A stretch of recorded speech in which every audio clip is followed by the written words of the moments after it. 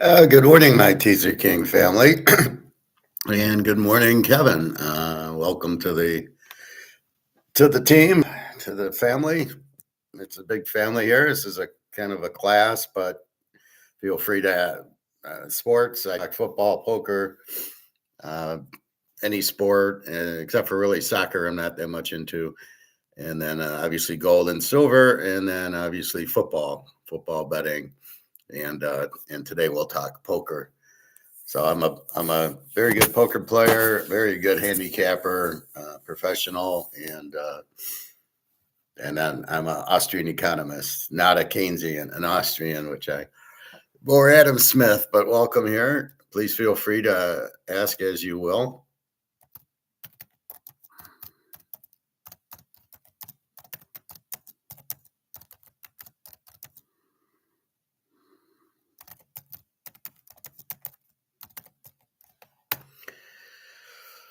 All right, so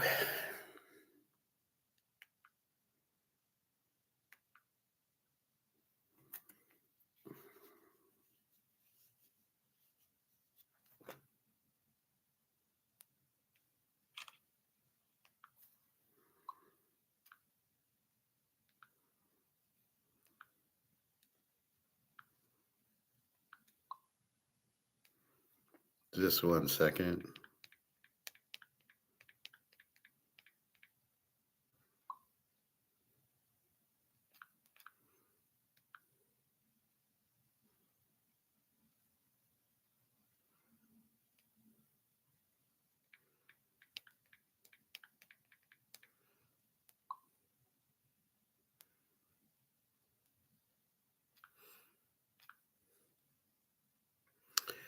All right, so big day yesterday for gold and specifically silver.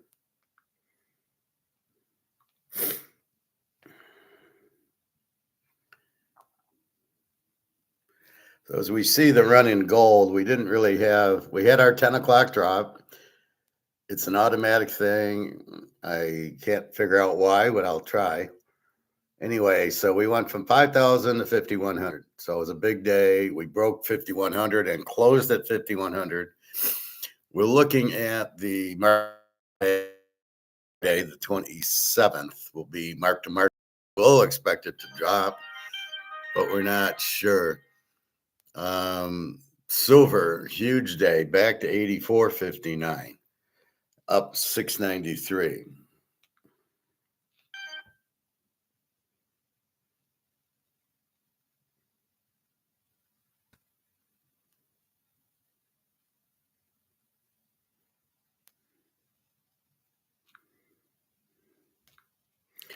Um, so a big day for silver. So the key really is to understand the game that they're playing, which is we're just gonna play options and short it, and now they're going long. Um, we look at things in the physical world, which is there's very little silver available. There's a lot of silver, 500,000 tons, but what's available? So China and Russia and BRICS they bought tons of it. So there probably isn't a lot alive. In other words, if you go to the grocery store, maybe there's a little of dark chocolate. And I know they've had problems getting the cocoa. So there's a lot of dark chocolate, but there's not a lot at the grocery store, for example. Or in this case with gold and silver, there's a lot of gold. There's 200,000 tons, but there's not a lot available. And that's why the price should be 10 times the value. They're fucking around with these options, knocking the price down, but really it doesn't matter. It's in paper, and there's a lot more paper obviously than physical silver because they can create a lot of paper, silver and gold to go with. So because there's a lot out there, it's misleading because you think, oh, if you're playing the paper game, but then you don't own anything. So if I have paper Canadian Club whiskey, or I don't really have it, right? It's paper, but only when I have the bottle is it physical.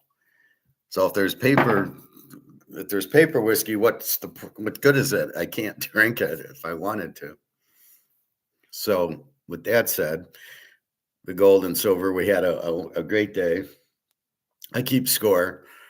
So I marked down, what was it January 1st and what is it today? And, it was like $70 January 1st. And so the other day I looked at it and it was 75 or 76. I go, I made $5. When it was 120, I made a whole lot of money. So then it drops and then it was 76. So now when I go in to do it at 84, it's going to be like, yeah, now it's $14 since January 1st. And now it's headed back to 90 and back to 100. Again, they're pushing the price down because they want to buy it. And how much is out there left to buy, I don't know, but it's not a lot because all the BRICS countries buy the shit out of physical because they're smart enough to realize paper never lasts because the people in charge are idiots. We listened to Mark McGuire yesterday, and they blatantly say most of the people are Keynesians. Most of them are like Jim Rickards, MMT, thinking we can just keep printing. And there's no danger because we're the reserve currency. I mean, these people they don't even have a high school education, these people. That's how stupid they are. To think, well, I can eat chocolate cake every day and I won't gain weight. Yeah, okay. Keep thinking that. So that's what's happening. So you have these people in the U.S. who thinks we can keep printing, but the value is gone. And China and Russia and BRICS realize, and that's why they've dumped the dollar and are into gold and silver. Now, can the yuan be the reserve currency? Absolutely not, unless it's backed by gold. Basically, gold's the reserve currency. Always has been, always will be. You can have these little times where, okay, the US dollar is the reserve currency, but it's fantasy land. It's only the reserve currency for a short period of time. As you keep printing it, it becomes worthless, which is what's happened for the Romans, to the French, to the British, to the Spanish, Germany, 1923, Zimbabwe, Venezuela, Sri Lanka, Pakistan. Get the wheel out. It's about time to open up a wheelbarrow store here because you're going to need a wheelbarrow to go to Kroger goods. Yeah, gold and silver is the money. We're ahead of the game. We're 5 steps ahead. We know that's what's happening. It's not will it or maybe it will. We know that's what's happening. And again, we're 5 steps ahead. So it's not a guess that you got to buy physical. It's just you got to buy physical. And that's where we're at. So with gold and silver, you're fine.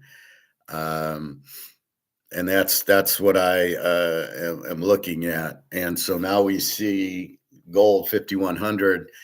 Again, it's priced in paper, which is worthless. We don't really know the real price of gold and silver. This 5,100 is not the real price, and neither is the silver at 84.59. We know they're much higher because in the physical world they're much more limited. Let's take a look of what.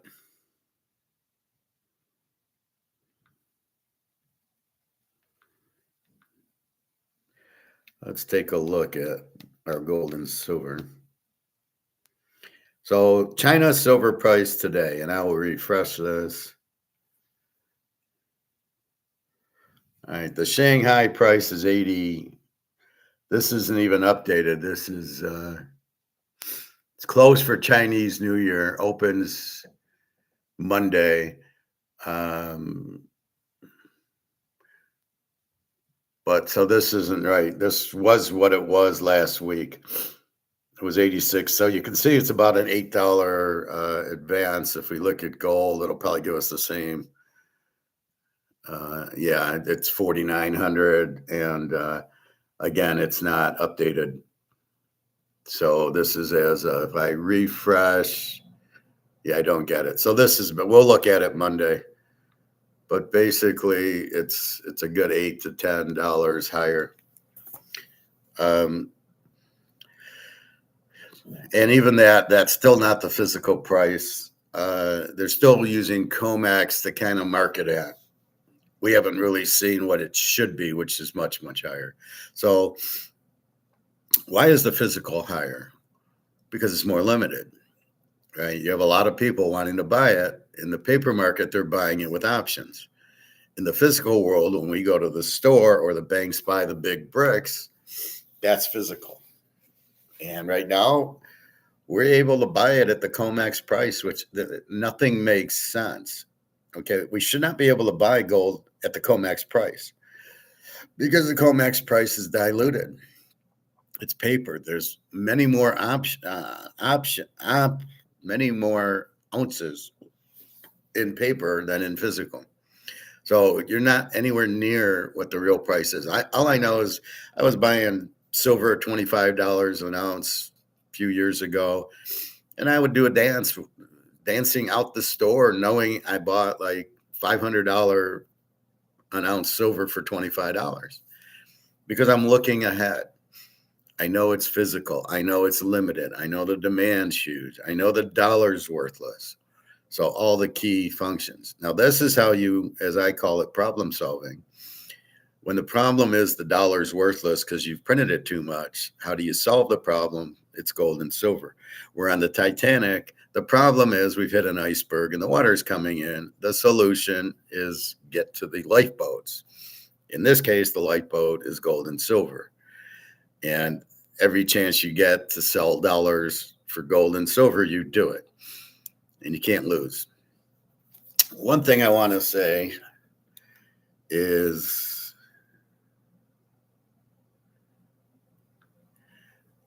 they talk about its capital gains and they're trying to scare everybody.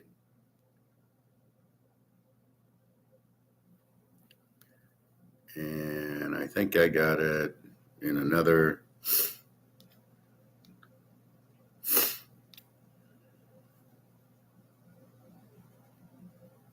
How to calculate capital gains rates.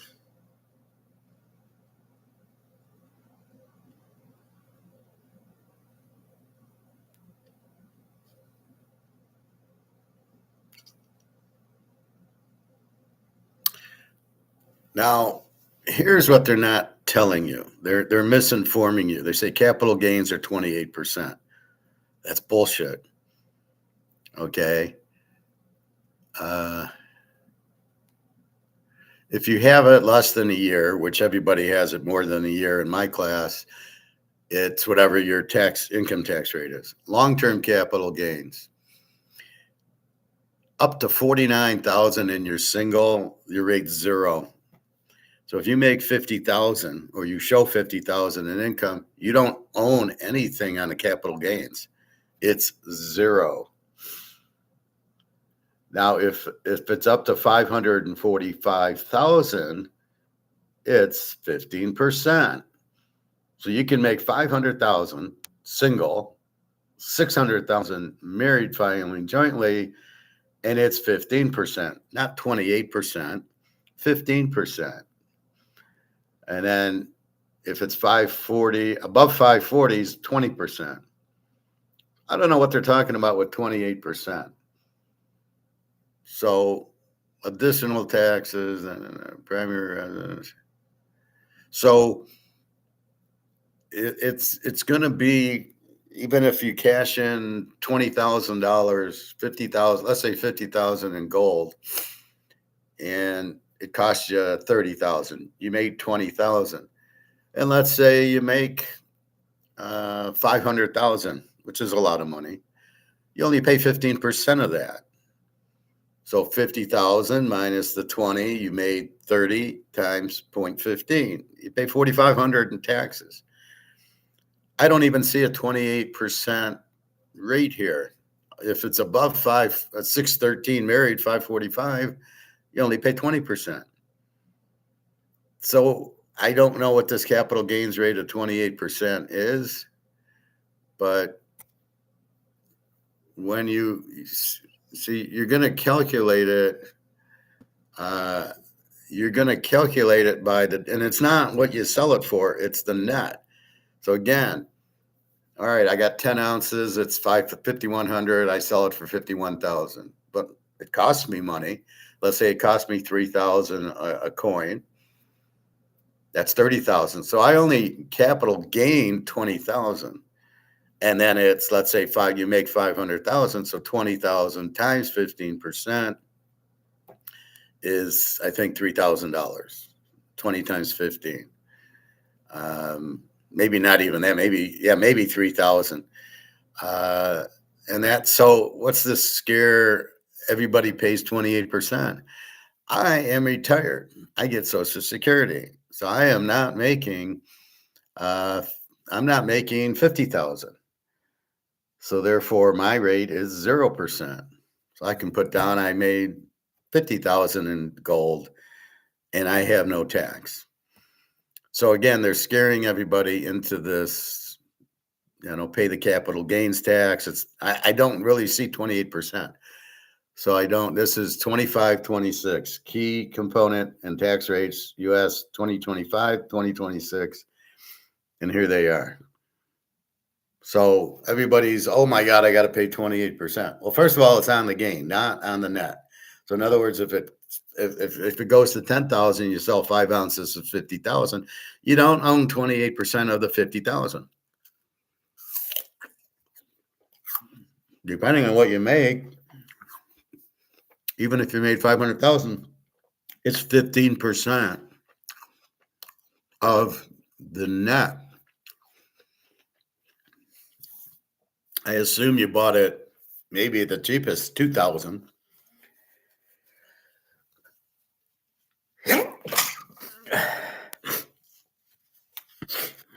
So if it goes up to 10, that's 8,000 an ounce. 10 ounces, okay, 80,000 for me times 0, for somebody else times 15. It's not that much.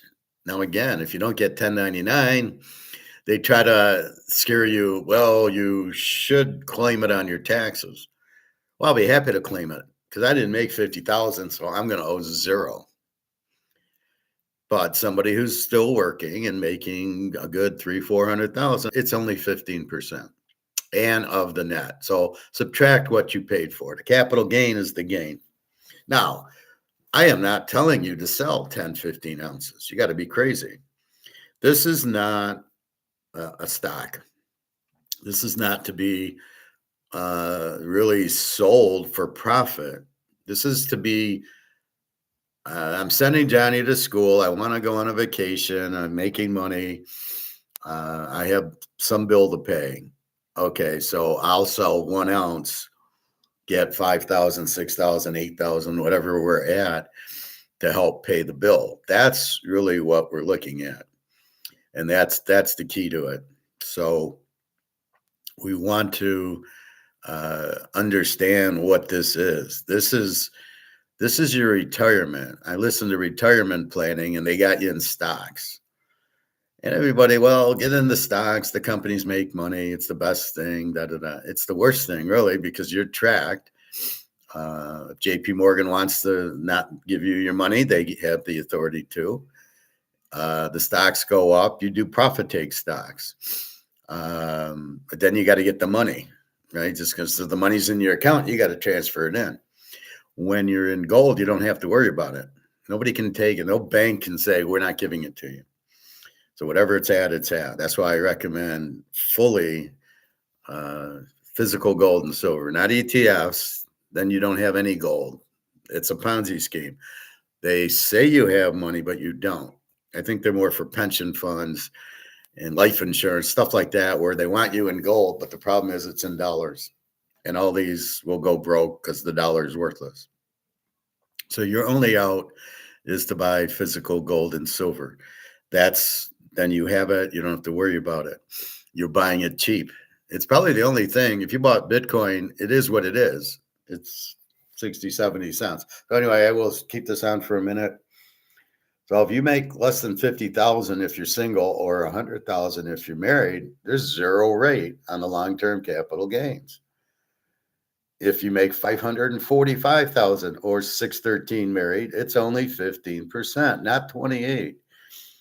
And then if you make more, you're a millionaire, you made a million, it's only 20%. So I don't get this 28%, but it's not across the board. And I don't even see it. So if you make a million, you're paying 20. So I don't get this 28% at all. Again, let me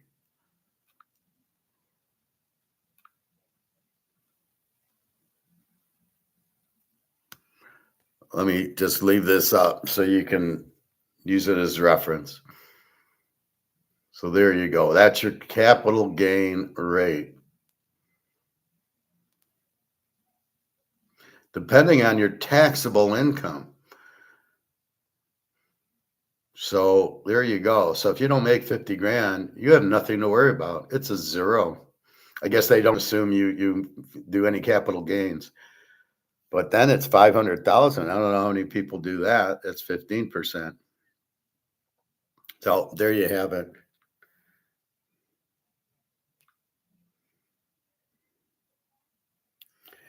So you want to hold your gold and hold your silver. As you see how volatile it is, it's because it's the paper game.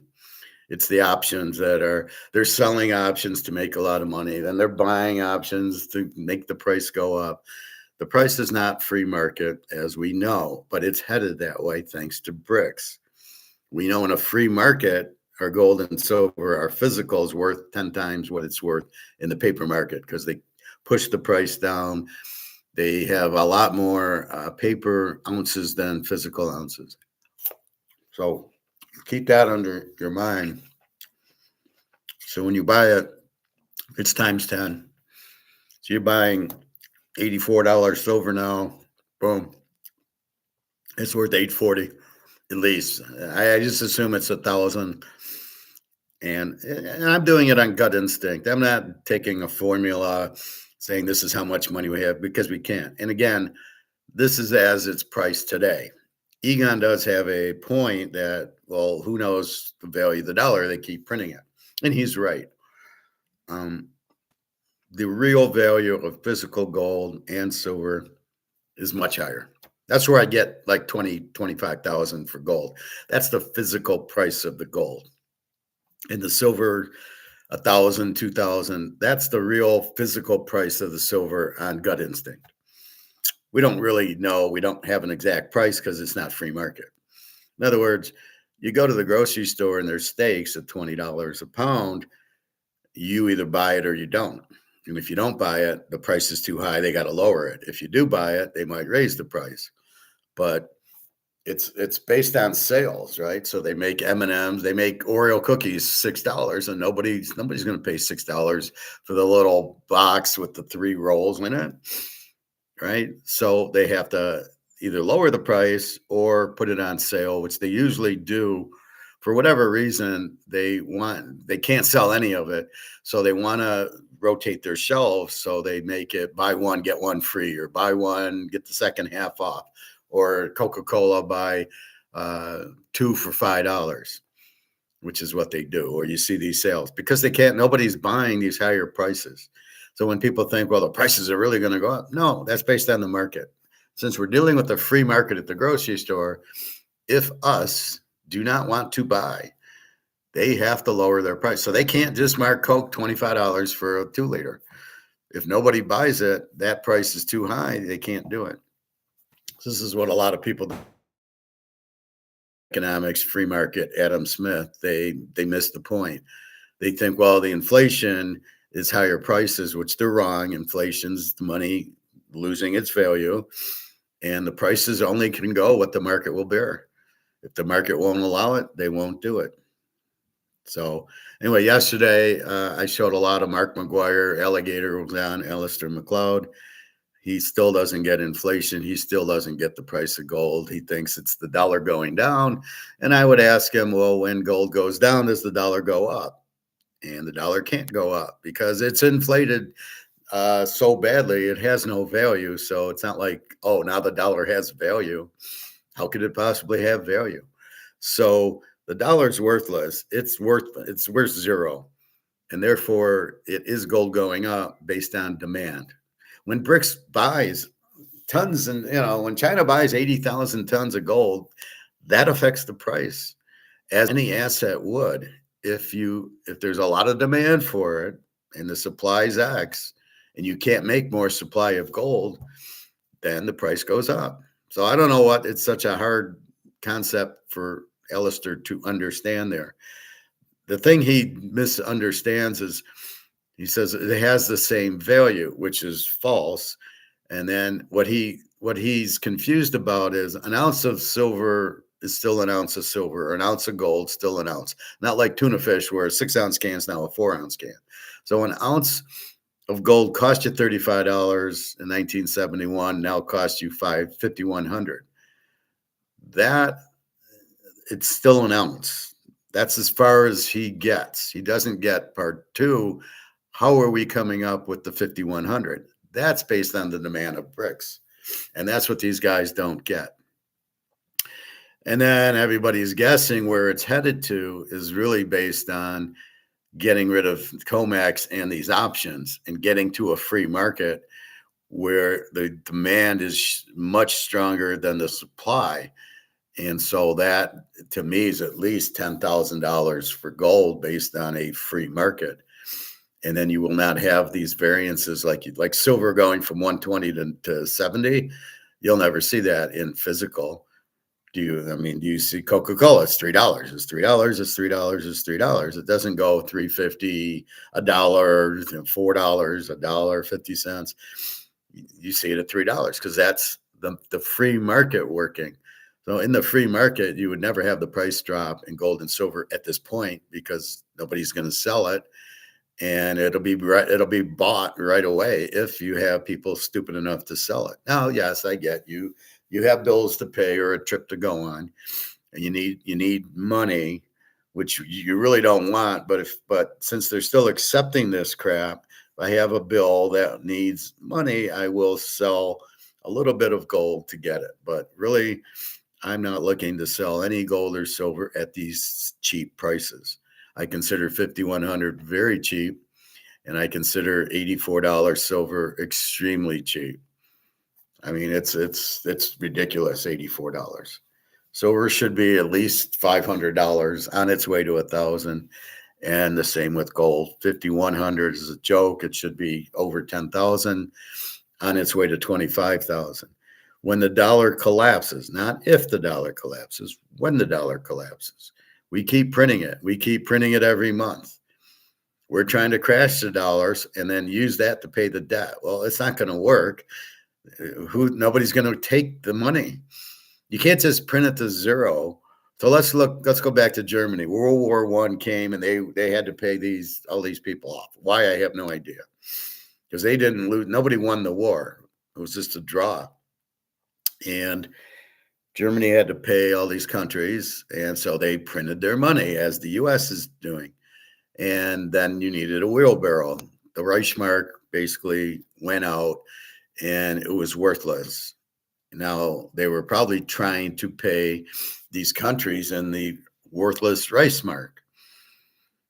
But did people accept it? Did they say, oh, yeah, thank you. Yeah, I'll take a wheelbarrow full of money to pay off your war debt for World War I? Or did they tell them to fuck it, shove it up your butt, not interested, I need real money, send me gold, which is probably what happened. I don't know. I'll have to read up on that. But that's what Trump's trying to do in his glory of stupidity. Well, I'm going to deflate the money to zero like they did in 1923 and pay down the debt, the 39 trillion, by inflating it. Nobody's going to accept that. Now, in the U.S., you got trouble. If the pension funds and the insurance companies, are they going to accept that? This is why all the countries are getting out of the dollar, because they realize the dollar's worthless and they realize what they're doing and they don't want it. So they're cashing in now while they think it still has a value. But overpriced down, they can use money here to go ahead and buy the gold and silver, which is what they're doing. Then they're keeping the price down in COMEX so they can buy more until they run out.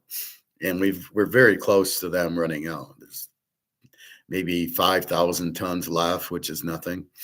China owns 80,000 tons, probably 85,000 tons by now. Russia, 2025, India, 30, Saudi Arabia, probably 15, 20, UAE, Dubai, probably 15, 20, Brazil, South Africa.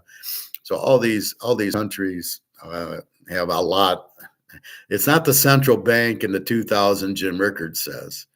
I don't usually like using names, but it's just to show how stupid they are. So Jim Rickards, we have the most. We have 8,000 tons, which we don't have. And Russia's got 2,000 tons, which they got 25,000. And China's got 2,000 tons, which they got 80. It's not just central bank. It's private banks. It's the people. It's the military. There's a lot of gold in China because they understand you can't fuck around with it. You can't print it. So once you have it, it just goes up. And it's been manipulated down, so they know it's worth a hell of a lot more. So look for China to be leading, but not with the yuan, with the gold. And the whole BRICS is with the gold. They're trading in it, and the US dollar is basically worthless. So don't fool yourself. So with that said, that's why you're out of it, okay?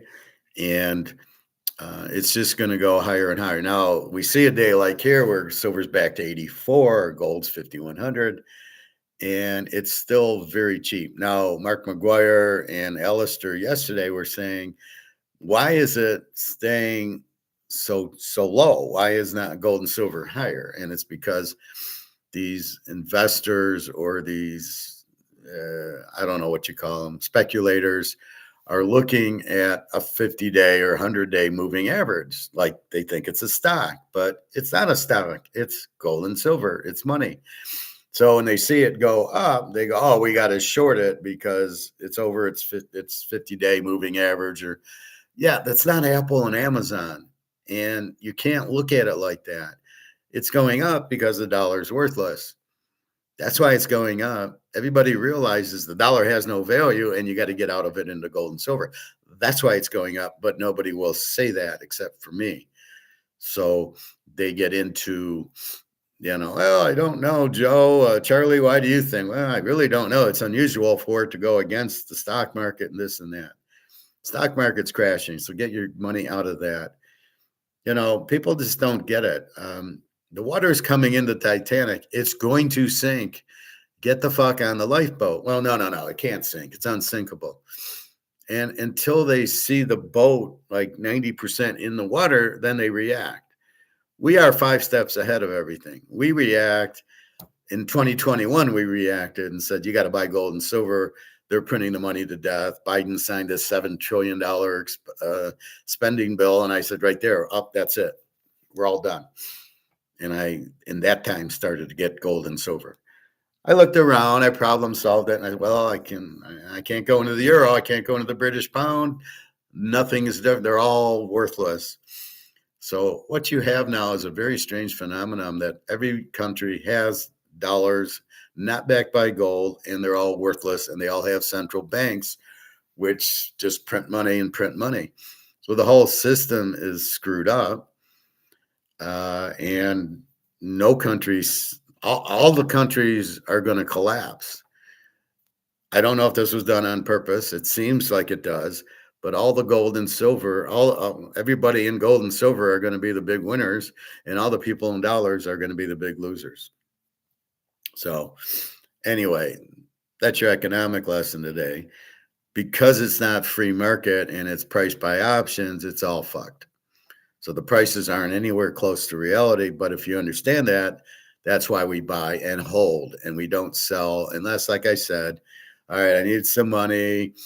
All right, I'll sell 1 ounce of gold and I'll get I'll get 5,100 or close to it, and then I will, even if I get 1099 and I got to do a capital gains, it's at 0% because I don't make $50,000 because I'm retired and all my money's in gold and silver. So I'm making money on the gold and silver.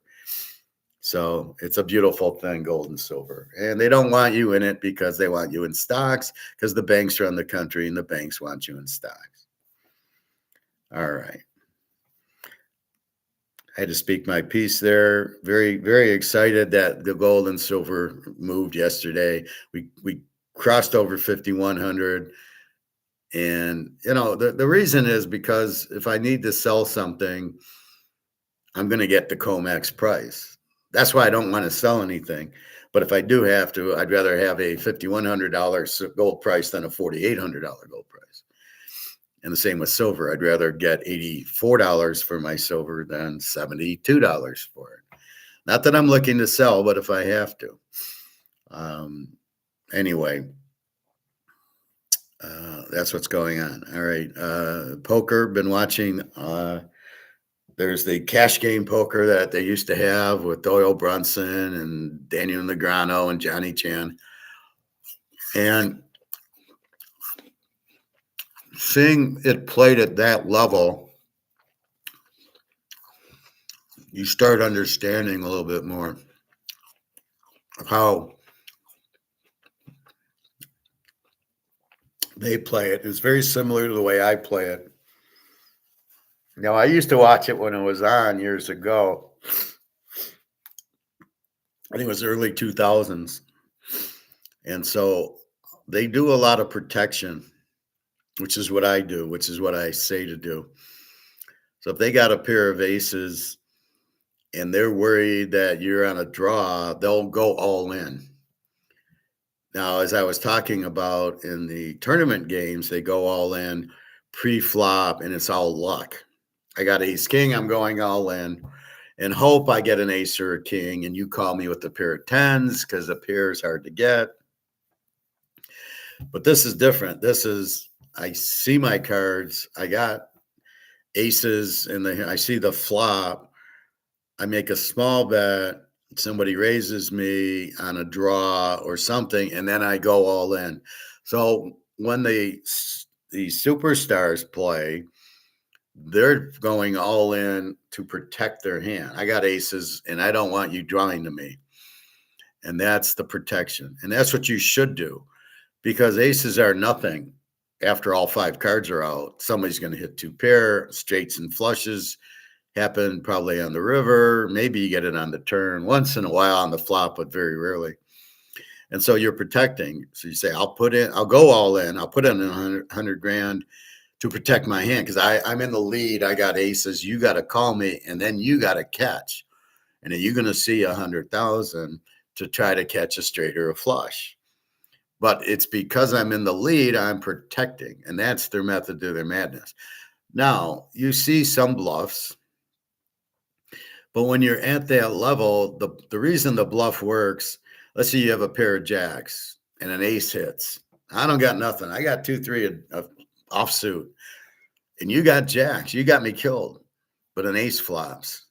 So you're not sure did I catch it. You either check or bet a small bet on your jacks, and I go all in. Now you got to put me on aces, and you can't call me with jacks because you're a pro. You're smart enough to realize my jacks probably aren't good here. He's probably got aces. That's when the bluff works. They're reading that you've got it. You're making a big bet.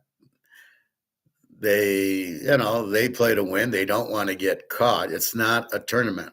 So the better players you play with, the easier it is to bluff and or protect your hand. So when you bet you got the aces and a guy's got jacks, you can go all in and the guy's probably going to fold. He's going to read you as that. There's some hands, the Sammy Farhab, Barry Greenstein hand, aces and kings. Barry bet the aces and then Sammy called with the kings. If it was jacks, he wouldn't have called. If it was queens, he wouldn't have called because he would have put him on aces or kings. As he put him on aces. He just got very lucky and the king hit on the flop. But you can't count on that. So Sammy made probably a bad call, but got lucky. And you see that a lot more in these tournament games where the guy, calls with 7-8 of hearts. The guy goes all in because it's near the end of the tournament. He's being blinded off, and then he calls, and then he gets, he hit the 9 on the river, and he wins the pot. That's why tournaments are just basically luck. You're going all in, praying you hit a card. That's not highly skilled poker. That's just luck. That's why the World Series of Poker is all luck. The winner is just lucky, right? The winner's not skilled. He's luck.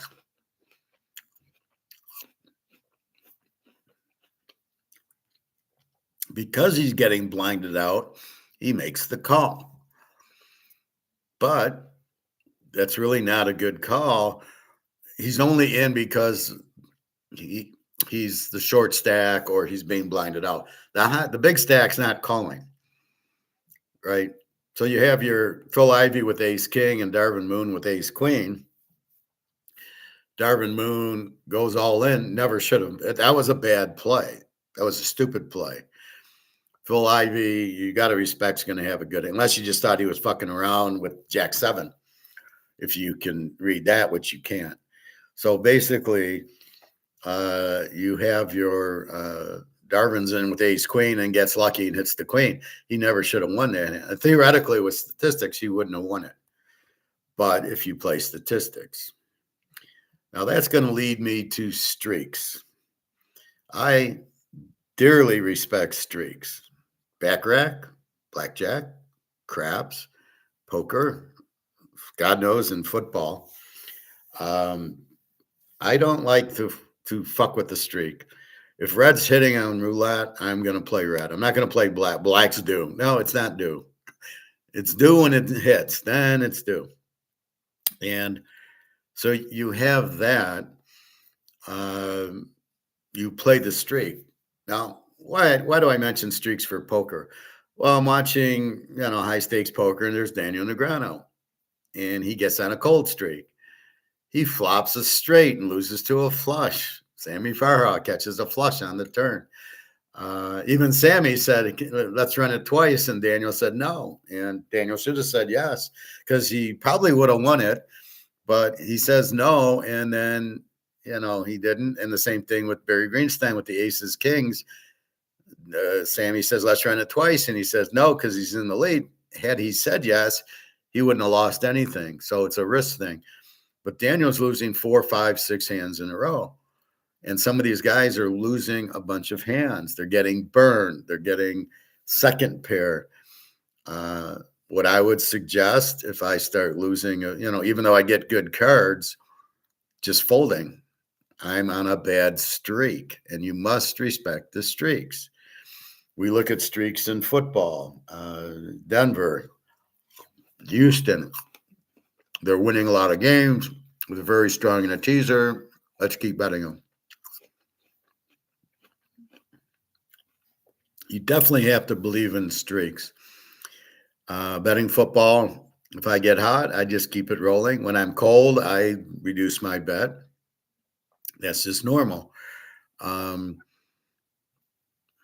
But, if I'm losing, like if I sit down with my $300 and I play 1-2 no limit, I'm certainly going to look at the streaks, and I'm going to bet. I'm going to bet against that. Let me see what I'm talking about today. I'm going to, if I'm losing, I'm going to be careful.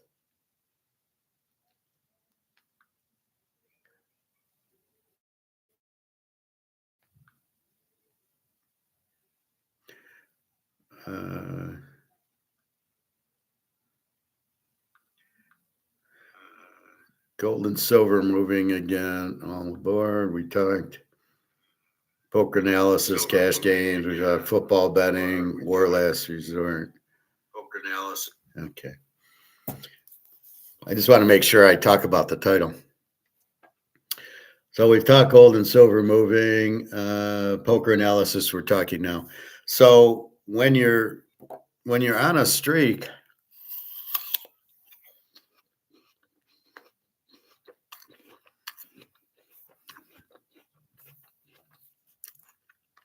you want to bet the streak. So in the movie The Gambler with James Caan, what happens? He's on a streak in the beginning of the movie and loses $44,000. He keeps pushing the streak up. So his first mistake was he was not a professional gambler. He was just a loser. His first problem is limits. I go play poker, it's $300, and if I lose it, I walk away.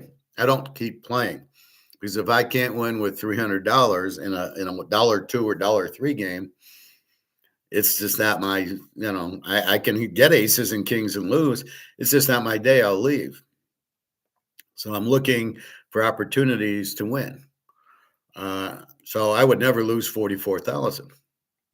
Yet he loses it. Then he gets on a streak in Vegas. He goes to Vegas and he hits 13 passes in a row at the crap table, which he should have been increasing his bet. Then he hits 12 grand at roulette, but only plays one hand. You should have kept going. Then you go to Baccarat and he hits 4 hands in a row and then gets up and leaves. And then he hits double downs 18 at blackjack. He's playing 5 hands. Double downs 18, gets to 3 for 21, and he leaves. And you're like, okay, you made so many mistakes in the movie. It's ridiculous. First of all, you don't lose 44 grand. You're a teacher that doesn't make anything, makes 1,500 a month. The most you should lose is maybe 2 grand at the table. Why are you betting 44,000 that you don't have? You have to look at it backwards. What can I afford to lose? We talk about it all the time in football betting. What's your bankroll? Your bankroll is what you can afford to lose. So if I can afford to lose 5,000, let's just generalize that. I'm probably paying 25, 50 a game. So I can bet a lot of games because the professor wins a lot of games because the way I study and problem solve the games, I can pick a lot of games. So with that said, I'm picking all these games, then I bet a lot. And I've always bet a lot. And people just don't understand my skill set. I got a guy in Vegas and he doesn't get it. I said I can pick 10 games a week very easily, 10 winners. Almost every week. Don't want to eat the label. Every week I can problem solve at least 10 pro football games and probably another 10 college. But people don't get that. I go 70, 75%. Some weeks 90%. Once in a while a 60%er. My worst week's like 6 and 5 because I can problem solve. And the way I problem solve is the defense, the quarterback, the coach, and do they have a running attack? And is the team hot or cold? After a loss, I do make that. It's not a mistake. It depends who they're playing. So when KC lost to Philly and then they got Buffalo, I'm not going to play them. But then they get Oakland, and they're gonna kill them because now they're on 2 losses in a row against a weak team. So I do bet against them. But when you problem solve the game, and like I said, there's 4 ways to pick it. You're going to team A or team B, over or under. Well, you analyze the team. Who are they? You analyze their defense and their offense. The Lions, great offense, terrible defense. Houston, great defense, terrible offense. So if Houston plays Denver, it's going to be a low-scoring game. If Detroit plays Philadelphia, it's going to be a low-scoring game. Detroit plays Cincinnati, it's going to be a high-scoring game. And it's as simple as that. And so you then know what the score is. You look at the line, and then you make your bet accordingly. But you go through each game, and the only ones you throw out are the risky games, the Jets, who, if you're not betting against them, That or these 14-point spreads where you're not comfortable, it's too high of a spread. But otherwise, that's how you're picking. And that's what your bankroll is. So in the movie The Gambler, how does he lose 44 grand? Where's that coming from? Why is he have 44 grand to lose? What, are you kidding me?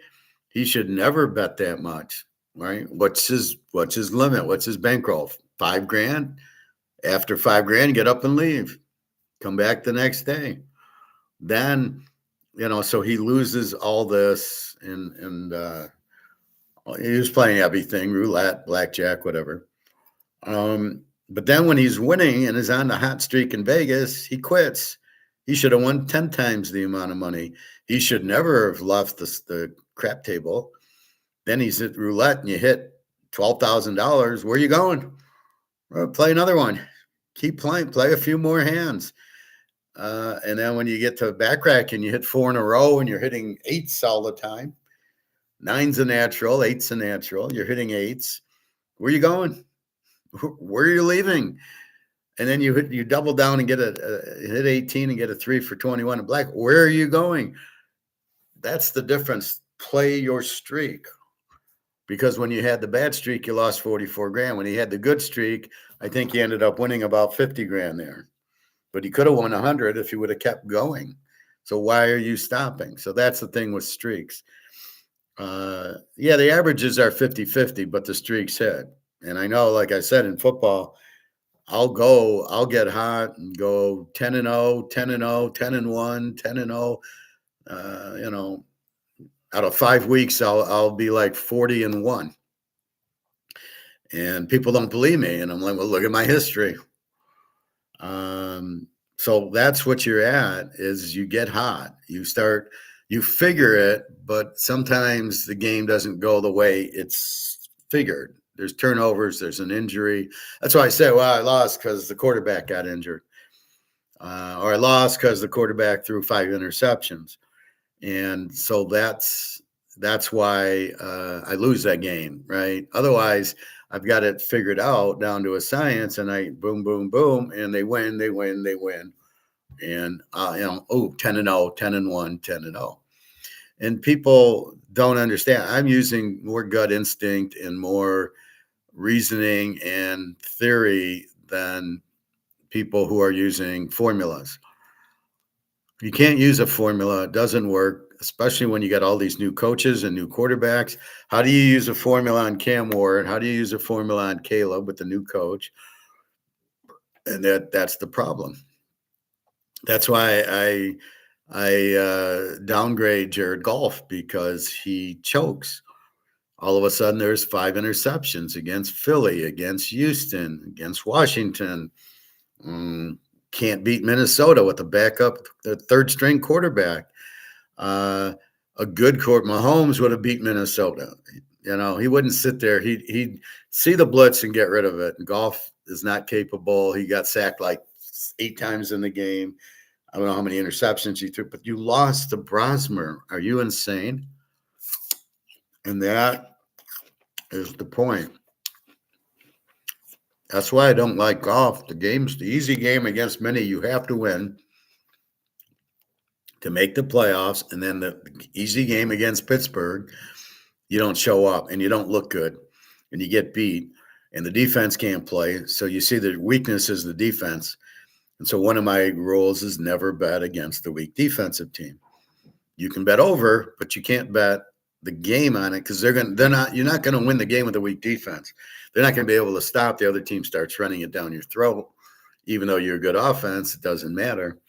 And then eventually they just wear you out like Pittsburgh did. They just wear you down and then you're in trouble. And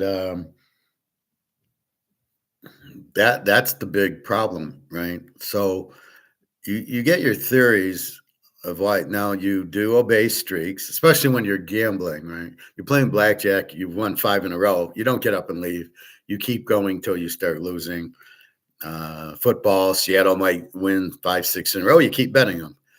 But you're not even betting the streak as much as you're betting who they're playing and the point spread. Oh, they're a dog. Oh, they're only a 4-point favorite to New England, and the total is 47 with that defense. And so you bet the game under because you see the defense, how strong it is. But the key is looking at, against Stafford and Pukanuka, you're not going to shut them out. They're gonna eat you. And they showed you that in the game a month prior, where it was the 38-37 game. So they're not going to shut down Stafford and Pukanuka. However, they will shut down Drake May in New England. Drake May's not a good quarterback. Didn't show up against Denver, barely showed up against Houston. So he's not the type that shows up. So that's really what you're looking at. So in gold and silver, I get excited because here comes the streak. We're going up. Now let's run. We think it'll keep running because it really should, but because it's a paper market, I don't think it's went high enough for people to start shorting it Monday. But we'll see. It fluctuates a lot because you're dealing with paper options. But to me, I like when it goes up, then it's starting a streak, and now we'll get some good prices and hopefully.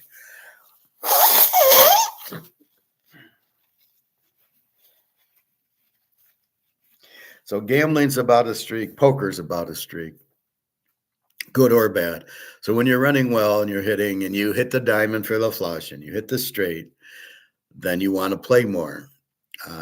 But when you're losing, you don't. And one thing Daniel Negreanu does not understand is the losing streak.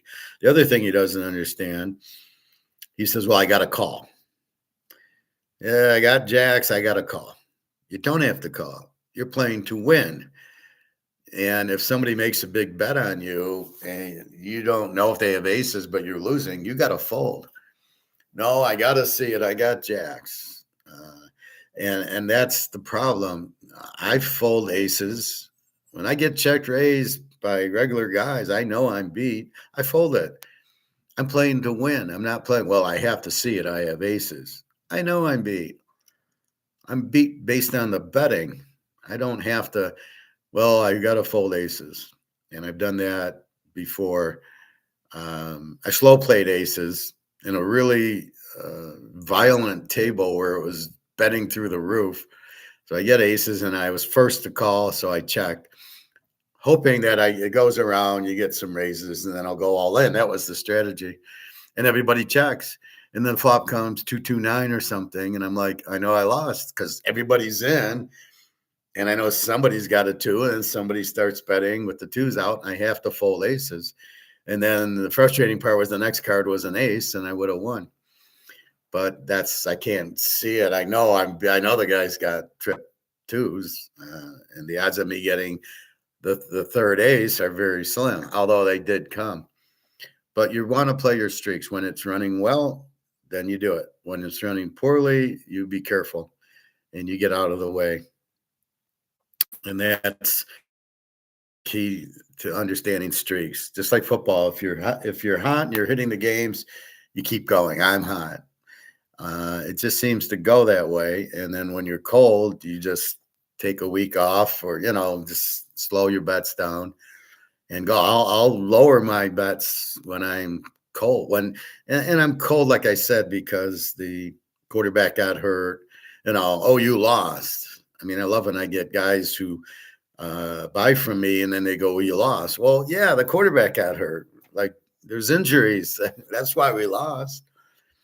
I can't predict the quarterback breaking his leg. I mean, that's something that, as good as I can predict, I can't predict that. And you can't predict, you can kind of predict the quarterback throwing a lot of interceptions. CJ Stroud, I never would have bet Houston in the game, but I did bet the under and I did win. It was like 46 and the over under was 48 in a teaser. And that's why I bet teasers. Teasers save me so much. I'm sick and tired of these people. Why do you bet teaser? You didn't need they look after the game saying you didn't need the teaser. Yeah, but I bet before the game. I don't bet after the game. Yeah, after the game, they win 48-0. However, I did call the 48-0. I did say Seattle 27-13. I said it. I bet New England, or I bet Houston. I bet Seattle plus 1.5.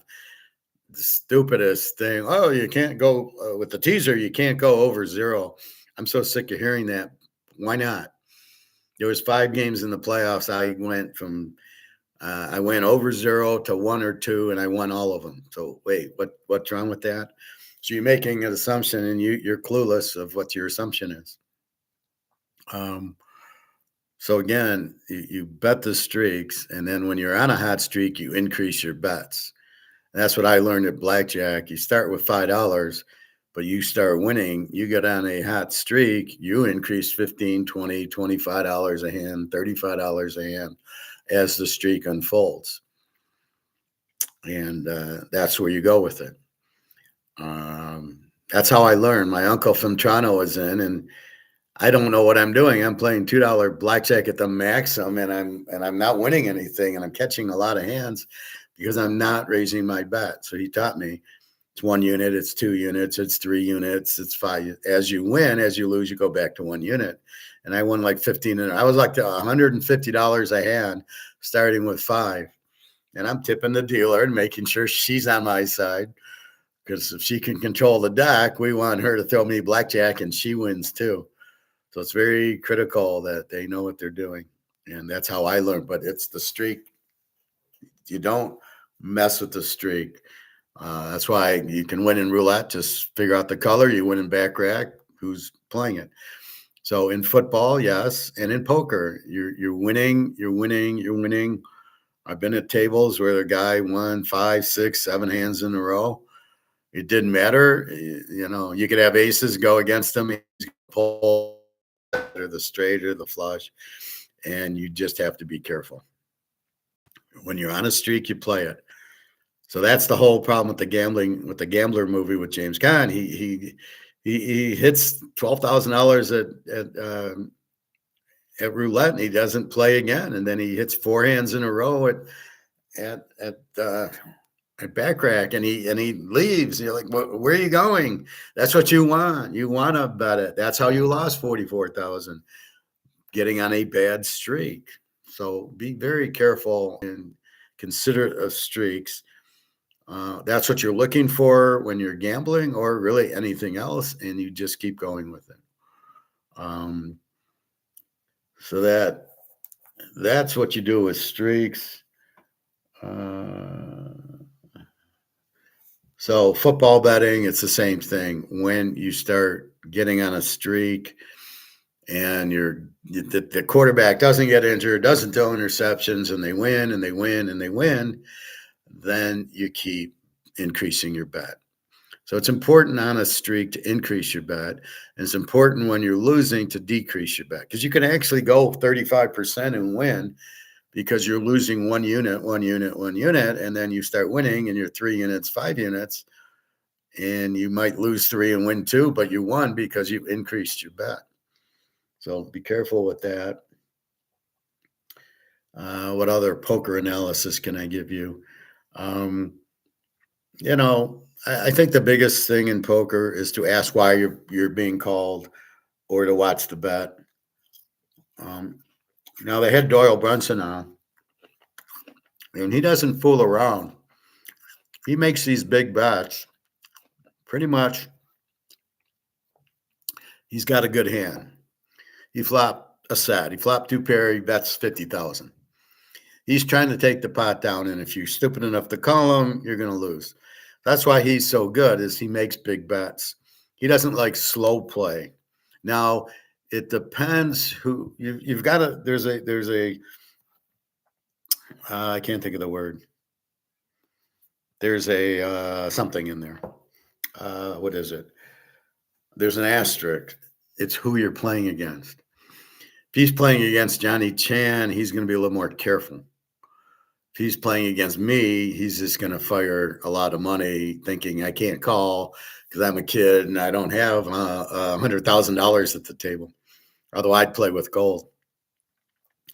So part of it is who you're playing and the hand you get. Are you protecting the hand or not?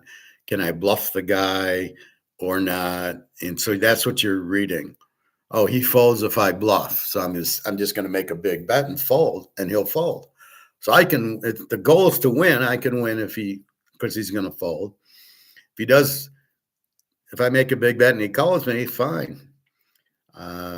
But normally what I saw, if he's playing the better players, he'd make the big bet. He was protecting his cards. He's got aces. He's hit a pair of nine, whatever it was. He would make the big bet. So when he made the big bet, normally wasn't bluffing, but if you played somebody who shows they will fold against a big bet, he would make the big bet again to win because he knew it was. So it's a lot of it is who are you playing? So when you're at the poker table, it's who am I playing? If you're playing cash games, it's who am I playing? Who can I beat? I mean, when I go to MGM, there's these older guys, and they're on pensions or whatever, and you can see they're very tight. But when they get a pair of jacks, they're going to call. Even if you have aces, they're going to call. They're going to call so you can make a bigger bet knowing you've got them. But then there's the heavy shooters. These guys got money, and they, you can't get them out like that. They'll see more hands. So you got to be more careful with them. So again, you're determining who am I playing? What type of player am I? Close to the vest. You're going to fold to a raise. They're going to bluff me. When they do have a big hand, they're going to do that. Shut up.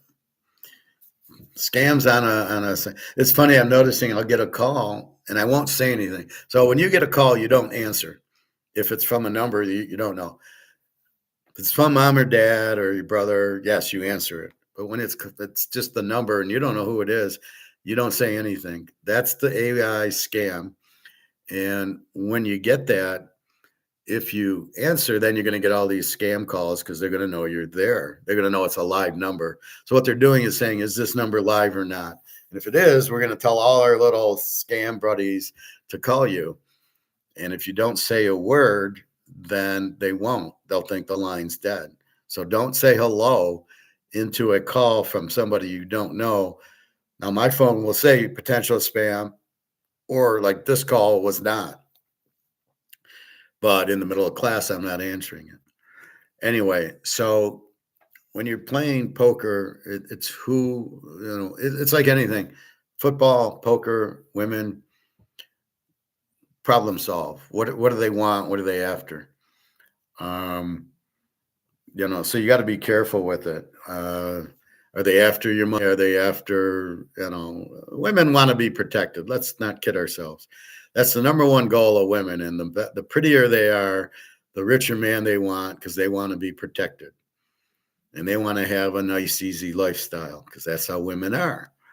And, not that some of them are very smart and some of them are, they tend to go to waitresses because they don't have the education.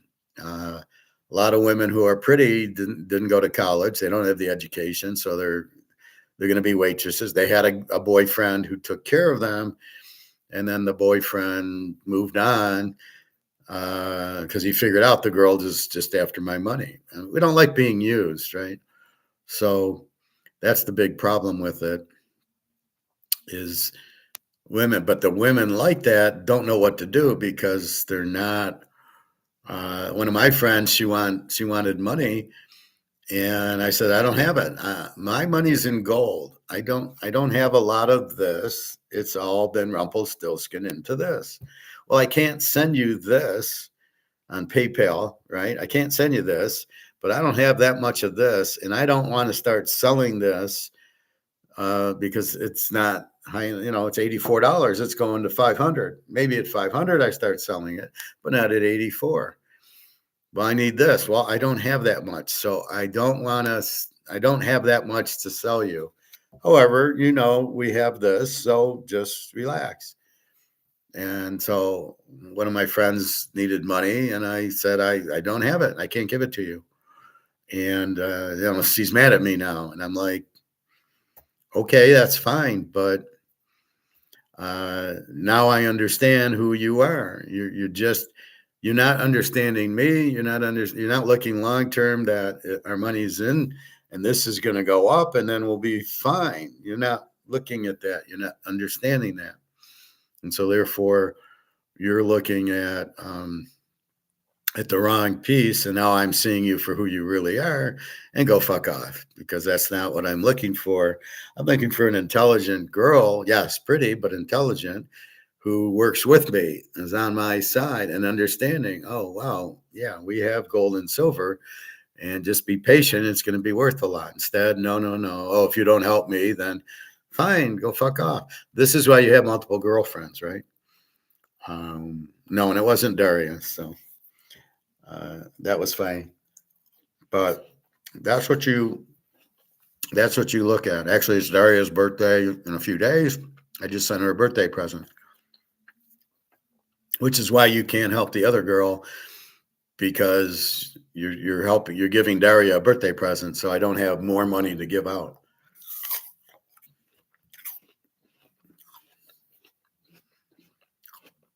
Anyway, but that's what you're seeing. You're problem solving the girl. Does she just love me and want to be with me, or does she want to be with me because I got money, or she's just looking for the big roller? Um, who knows? I mean, that's what you're trying to find out. That's what you're trying to figure out. And if she just wants your money, you just say fuck off and see you later, because it's just a waste of time. Um, but that's how you're problem solving them. And then it's, how are you with them? How's the chemistry? Are you free with each other, open and honest, or you're not open and honest? Well, she won't tell you this and that, and you're like, okay, fuck off, because you want to be free with each other. That's what Daria likes about me. She can be free with me, really say what's on her mind, and I'm free with her, and that's why I want to be with her. And that's why she wants to be with me, which we'll see soon. This fucking war will never end. So why is war the last resort? I like how I kind of move right into it, right? As I've explained Hitler before,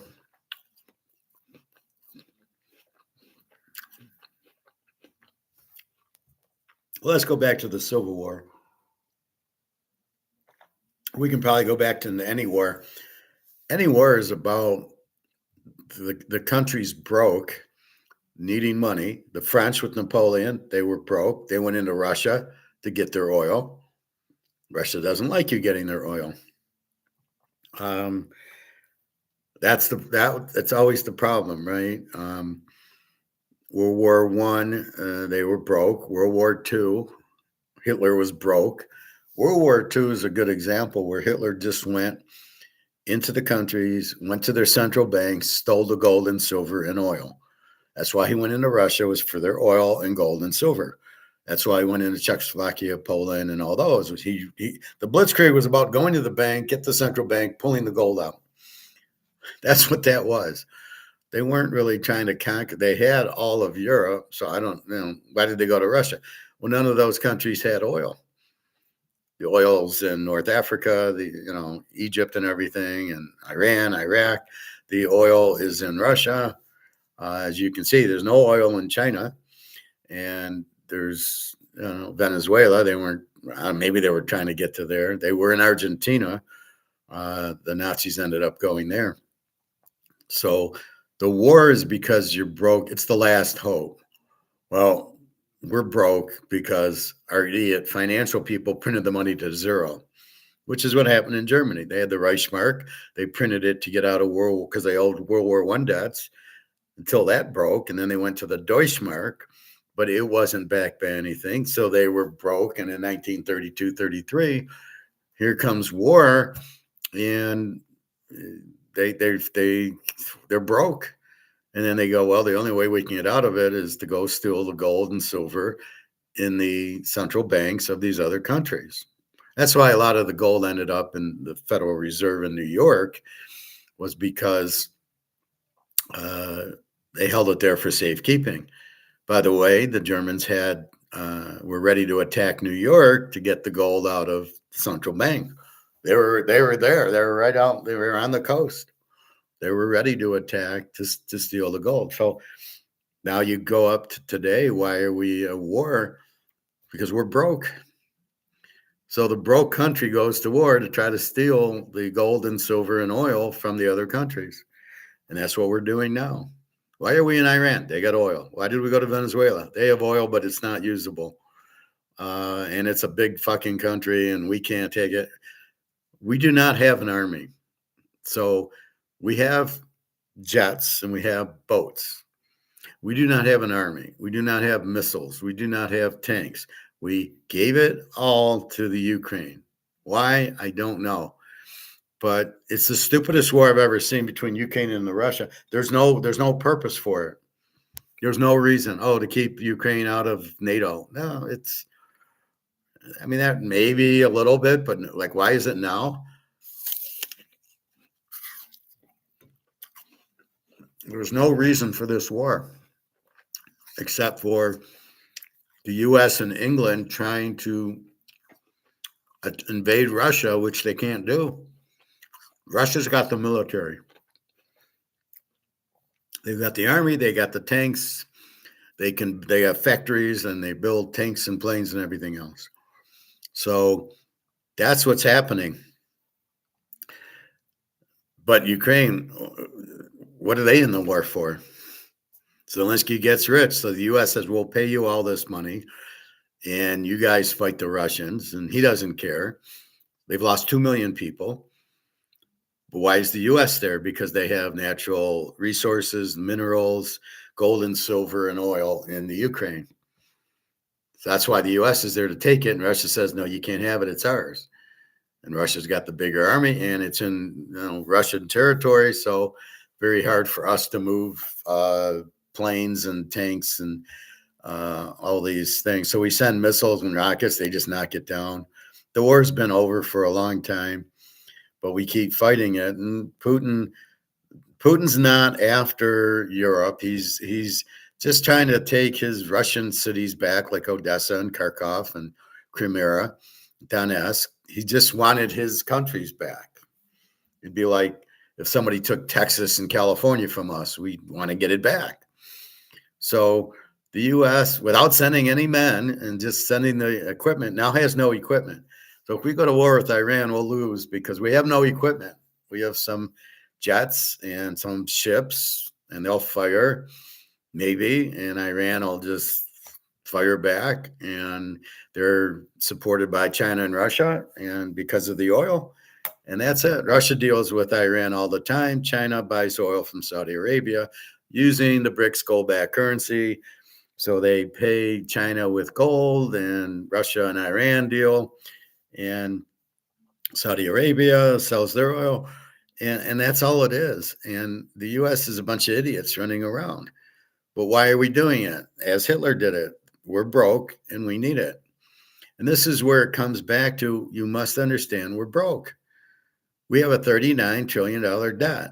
Okay, oh, great idea. We'll inflate our money to zero, and then we'll try to pay our $39 trillion with money that's worthless. Like these people are going to accept it. Really? What a bunch of morons. Why don't you just back it by gold? What about the 8,000 tons of gold you have in your Fort Knox? Oh, well, yeah, we really don't have any, or it's all Chinese. We sold it to China or something. It's one of those too. But if we had 8,000 tons, we would just make the value of the gold higher. And then we'd say, okay, here you go. And we'll take the gold, and that's 39 trillion. So 39 trillion by 8,000 tons, $32,000 an ounce is a ton. And we'll just divide it out and get rid of it. Why would you want to keep your debt going higher and higher? Oh, we'll inflate the money and pay. Nobody's going to take it. Nobody's stupid. So that's what you got to realize. The money is worthless. Well, we'll come out with stable coin. Nobody's going to want digital money because it's not real. Nobody's going to want, nobody wants Bitcoin. It's down to 66,000. I looked yesterday. Oops, I thought it was going to 1 million or 200,000. People are in it to make money. Oops, it's going down. They're all losing money. John C., hi, how are you today? What's on your mind today? So that's the point with if we had the gold, we would use it and pay off the debt. There's no point in having, you pay $1 trillion a year, or probably a little bit more on your debt. Well, let's keep the interest rate down. What does that do? Then you've got too many government employees, Medicare, Medicaid, Social Security, and your defense contractors. So you're printing money every month. Nobody wants your treasuries because they know the dollars aren't worth anything. My advice to you is never buy a US bond. The companies are way, way overpriced. Your Amazons, your Apples are not worth what they are in stocks. The stock market will crash. The housing market is crashing. The cars, they can't sell. There's a million cars sitting on the lots of cars they can't sell. Now, it's not every brand and every model, but there's a glut of a million cars sitting there that they can't sell. That's why you see the value drop, because high supply. When the supply is high, the price goes down. If the demand isn't as high as the supply, that's why in gold, the demand's high, the supply's low, as you're seeing a higher price. John C., we're getting a big snowstorm. It sucks. Where are you again? New Jersey? I have some silver, but no gold yet. I'll buy it as soon as you can, or just buy more silver. That'll be okay. You can get 100 ounces of silver at 80. Well, it's $85 an ounce now. We had a hailstorm yesterday, or the day before. No, it was Friday. No, Thursday. Thursday was windy and very cold here yesterday. So it was 50 degrees, 20 degrees outside. And we had a bunch of hail, it was like 39. We're getting hail, which I thought was weird. But it was just like golf balls hitting the parking lot, hitting the cars. And now that's been cleaned up. And so I don't know what it is, but it's still February, so we'll still get cold. But how many inches of snow are you getting, John C.? Anyway, so that's why wars happen. You have a military, so you basically have a license to steal, is what you're doing, and especially if you got a bigger military. The U.S. has a very small military. Yes, we have planes and we have ships. We don't have men, and we probably don't have a lot of tanks. We don't have any missiles because we gave them all to the Ukraine. So we gave all the missiles to the Ukraine, the Stinger missiles, the Tomahawk missiles. We don't have any. And it takes like a year to make them, right? They're not just like filling up the Canadian Club with more whiskey. So this is 12-year-old whiskey. So let's take this for example. So you have 12-year-old whiskey. See, 12 years. Okay, so it takes 12 years to make it. So if I run out of 12-year-old whiskey, I can't just make 12-year-old whiskey. It's going to take 12 years to make. Well, that's what you got with the missiles, the Tomahawks, the Stingers, the tanks, and a lot of these weapons and a lot of the artillery. It takes a year to make them. Then you have China not giving you all the natural resources and minerals that you need. Just like you need silver to make weapons, you need these lithium and other minerals to make bullets, to make the guns. So you don't have the ingredients, right? The raw materials. You need X, Y, and Z. You don't have them. And China has most of them and isn't going to give them to you because you want to tariff them. So now you see why you play nice and you have free trade, and then you need a favor, you're not going to get it because they're going to say, fuck off. You wanted to tariff me at 100%. Go fuck yourself. We're not going to give you these minerals that you need to make bullets and you need to make Tomahawk missiles and everything. And that's why silver is a critical mineral, is because we need it you put 500 ounces in a Tomahawk missile. We can't make Tomahawks without silver, and we can't get the silver. And that's why he made it like that. So that's why you see silver should be going much higher, as we need to get it. They're trying to put a floor in to say, well, it'll always be $100, but good luck getting it. China's not giving it to you. And China has everything, right? So China's not, no. You can't make weapons. You can't make bullets because we're not giving you the ingredients in your salad to make it, right? So you don't have the raw materials. You can't even make it. Good luck. but we've given everything to the Ukraine to try to beat Russia. Now here's Iran. We don't have a military to beat them. We don't have men on the ground. Nobody's joining the army. They all think it's crazy. So you have that.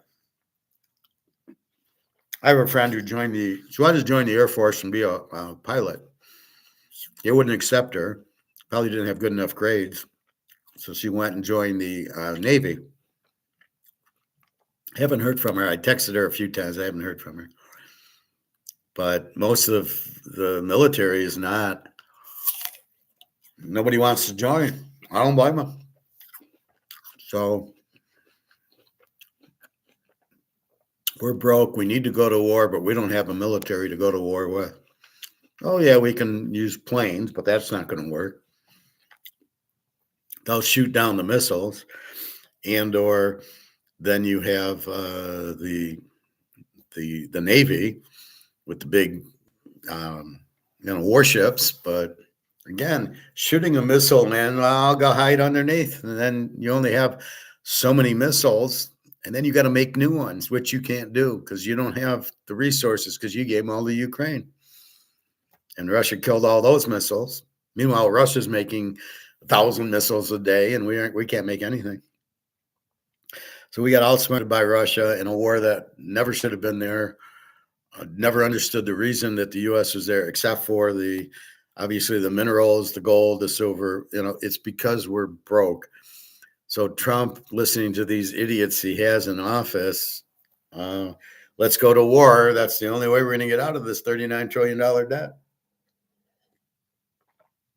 But the problem is the Russians and the Iranians are not just going to let you walk in and take their oil, gold, and silver.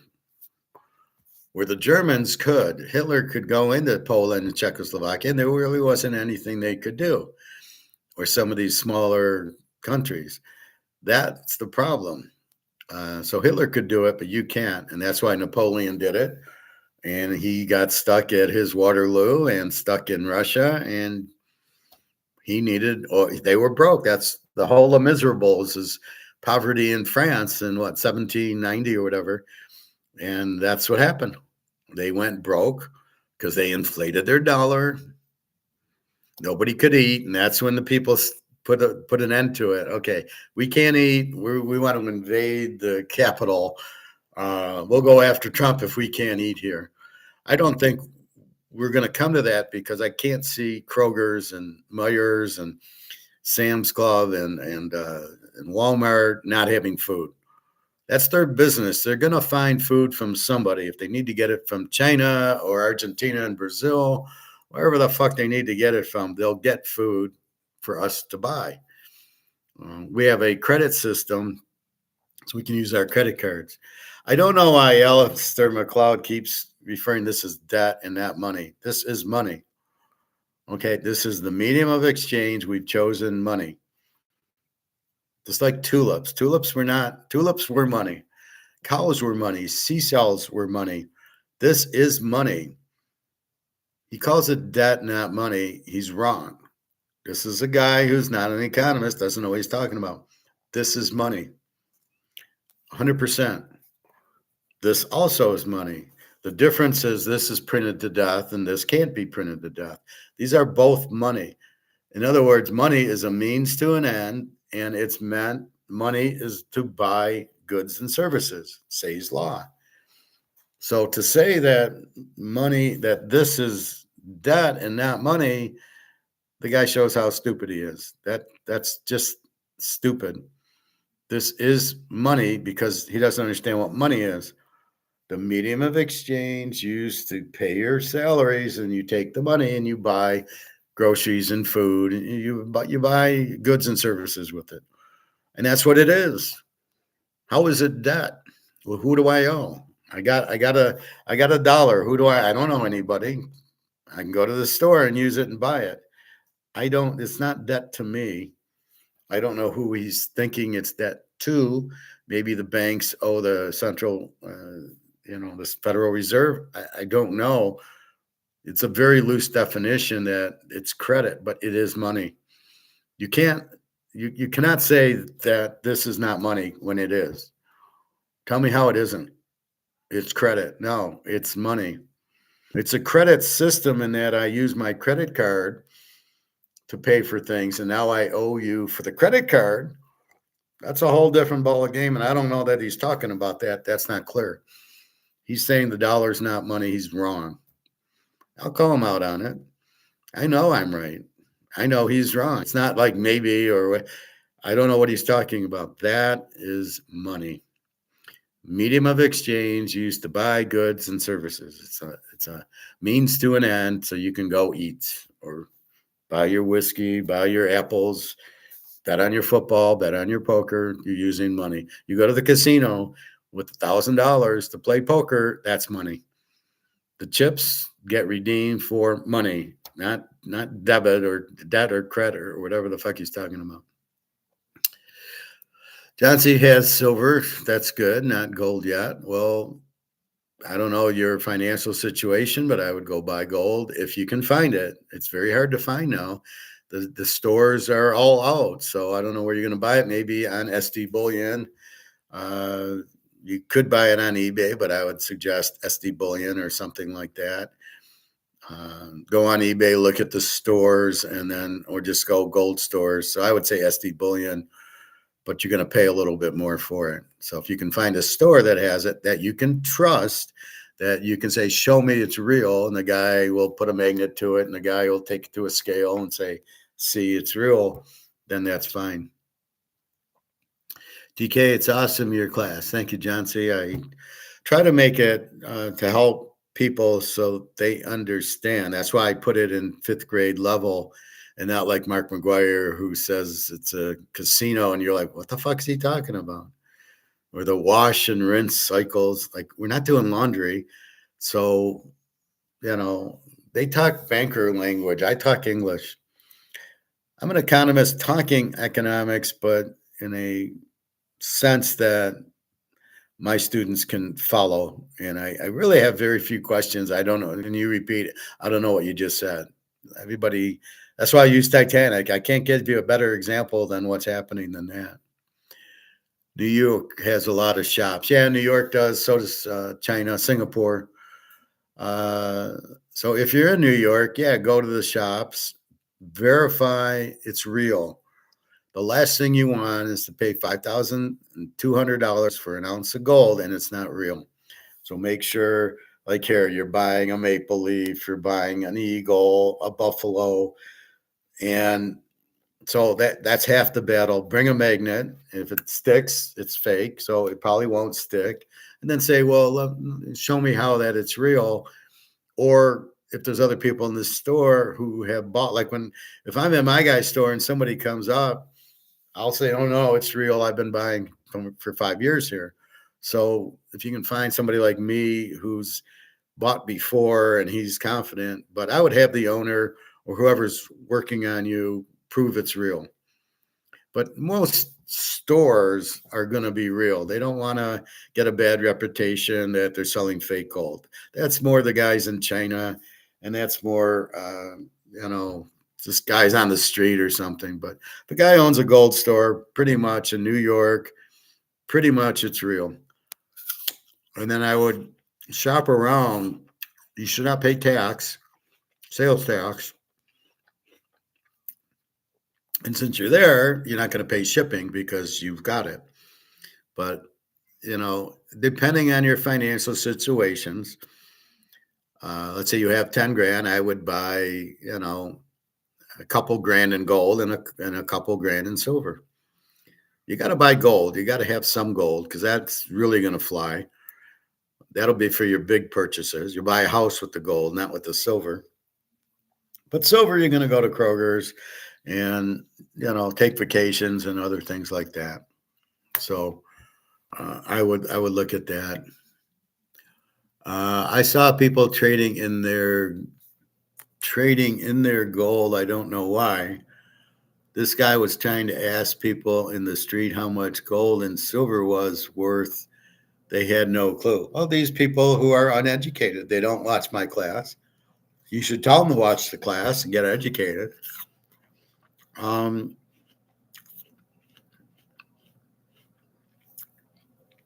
did I learn about gold and silver? I had a master's class in Austrian economics, and I was taught it, and then I learned it, and I knew it was good to have. Well, if you don't take Austrian economics, you really don't even know what inflation is, and you're not involved with it. And so you don't really understand gold and silver. Those people did not understand that this is worthless, right? That's the first thing. They don't know why they're buying gold and silver. It's just going up. They don't understand this. When the price starts dropping, their thought is, oh shit, it's going to go down.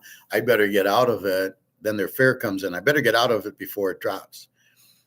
That's why you come here and I say, don't worry about it. Buy. It's a buying opportunity when the price drops because it's can't be printed. It can't be inflated. And as the dollar and the euro and the yen are all going to zero and BRICS is coming out with all this gold backed currency and they're buying the shit out of gold and silver, the price has to go up based on the demand. And therefore, don't worry when it gets down. And it's going down because COMEX and these option banks, JP Morgan, are shorting it, lowering the price, which is just fake. So they can get out of their options because they shorted it. So they have to get out of the option by buying, and or they have to, they want to buy cheap. So it's not like the price is falling. The price is being shorted on purpose. And as you can see, now it's back to 5,100 and now it's back to 84 and change for silver. So we see that. What do I got? I didn't put in the prices. What made you get into that class? Was that your passion? Well, I had gotten an undergrad in like business. I really don't like accounting. There's not a lot of problem solving in it. I do like statistics because I do it for football and poker and gambling. So I have a math background because of my gambling background that I got when I was 10 years old. So you see a lot of numbers. So I like numbers. Alyssa doesn't like numbers, she says. I says, why not? I mean, so you deal in money, you deal in gold, you deal in football and poker, and it's all math. But I went for a master's in finance, corporate finance, because I figured, well, I like analyzing. I can be a financial analyst. I think that's perfect for me, analyzing numbers. So I happened to go to this school and got in. It was a very hard school. And, I was fortunate to get into it. And they just happened to have Austrian economics classes, which I had no idea there was Keynesian and Austrian until I took the first class. And so I just went to the school. Oh, I got to take some economic classes and my finance classes and some stock classes. And so I took my first Austrian economics class and I just loved it because it was not technical in the fact, like I took one in undergrad, it was a Keynesian class. You couldn't understand a word the guy said. He's talking in gibberish. Imagine taking a class and the guy's just speaking Russian. You're like, what the fuck's he talking about? That's how Keynesian economics is. In Austrian economics, they talk like I talk, and it's very easy to follow and it makes sense. And you go, yeah, okay. You're learning Austrian economics. Every time I'm on, I'm talking about it. So once I could understand what was going on, the dollar was worth nothing, the inflation, it was really money printing. Once you learn that, then it became, I took 3 classes and one directed study, which is basically what I read the other day with all the sectors, which was the 13 steps of the trade cycle, how they affected the stock market. That's me thinking outside the box going, well, I wonder how the interest rate movements and the economy movements affect the stock market. So I got an A in that. And so I really got into it. And now it's just you see, I very rarely look at my notes unless it's just to show you Say's law. Here's what now I know Say's law in the back of my head, but it was just to read it to you. So that's what it is.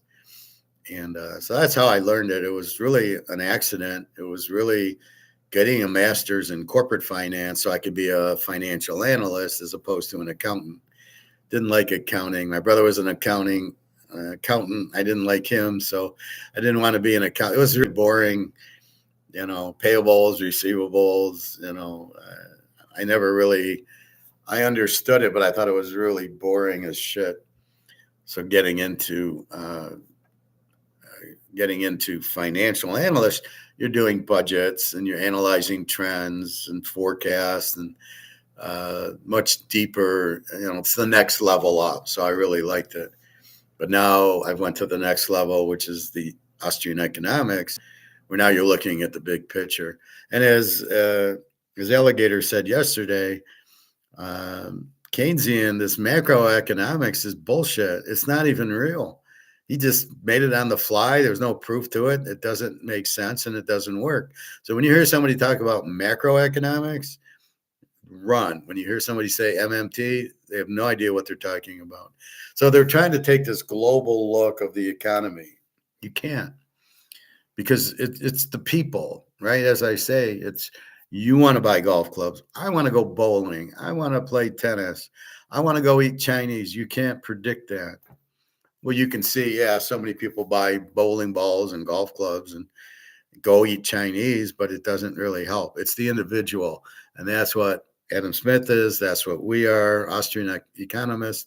It's more the individual, not the government can do price controls. Oh, well, just make green cars and we'll price it at 20,000. You can't, because it's what the people want. If the trend moves, here comes computers. How are you going to figure that out? Here comes AI. You can't figure that out. By the way, AI is a Ponzi scheme, so avoid that.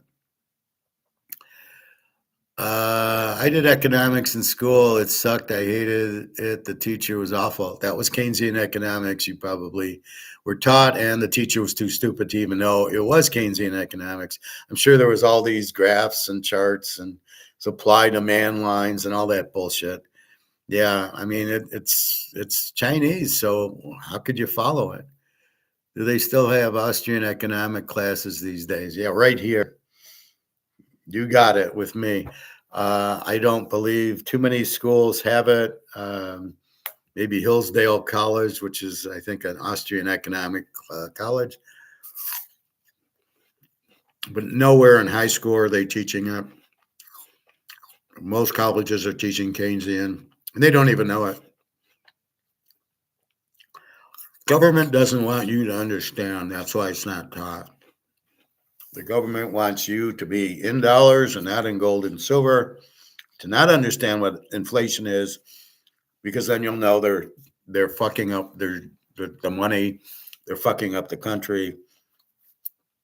But if you don't know they're screwing you, right? I know they're screwing us, but you don't, because you don't understand the concept. So I'm about the only one. That's why I make a clear point that I'm an Austrian economist. Now, how many people know what an Austrian economist is? Probably 3. Not a lot understand what Austrian economics is. It's Adam Smith. That's why I show you the Adam Smith video, and that's why in the description it says Adam Smith. So I want you to look at it, because that's what it is. It's observations. It's the people making the decisions and buying what they want. And that's why you can't have socialism or communism where the government tries to make that. Well, I think I'll make green shirts today. No, it's what people want.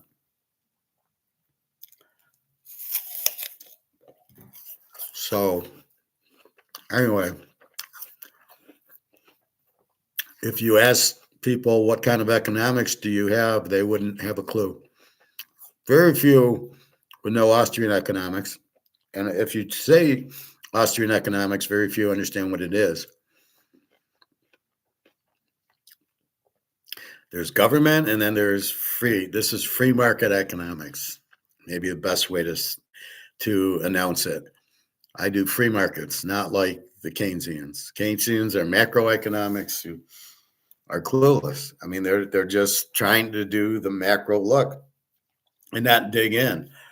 Like when I dig into football and I say, well, yeah, New England, but they didn't play anybody. And you looked at their schedule and I said, they played Buffalo. That was it.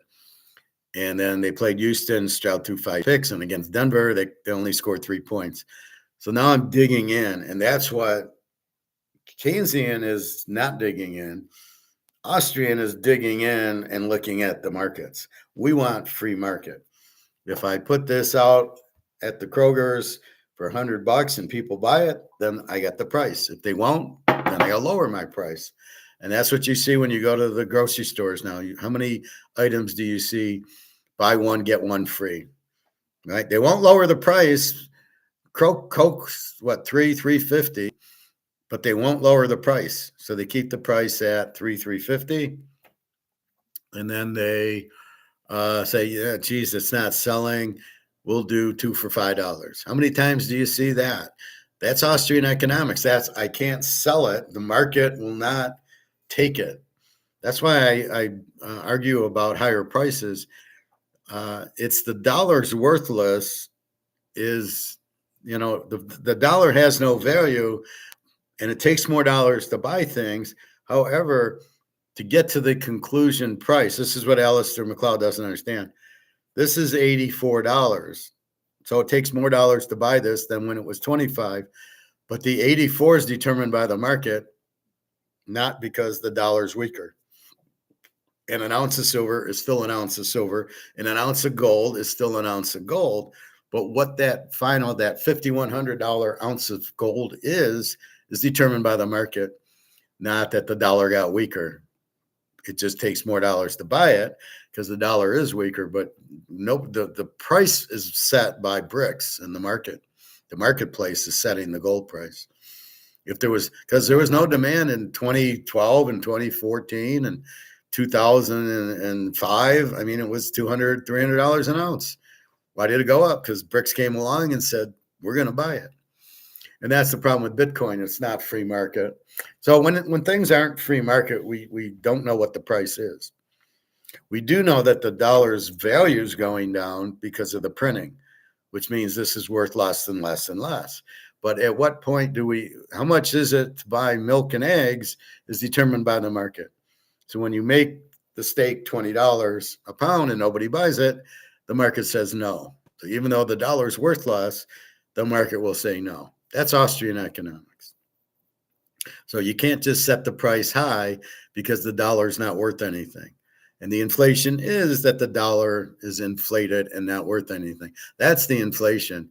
How you get to the price is the free market determining what can you charge for a steak and hamburger and chicken and tuna and eggs and stuff like that.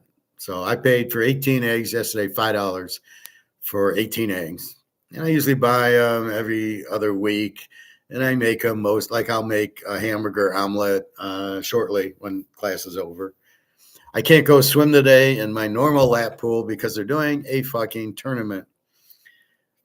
It started at 2:00 yesterday. So I got there at noon. I did my swim and I bitched like, this is ridiculous. And then like today, I'll go on my bike and I'll go into the shallow pool and do a little bit of running, I guess.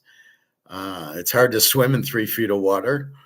I don't know why they made that pool so shallow, but there's one lane, the bulkhead lane, where it's 5 feet of water. So it's perfect for me. But they only have one lane. And then when they have these tournaments, you can't even go into the lane.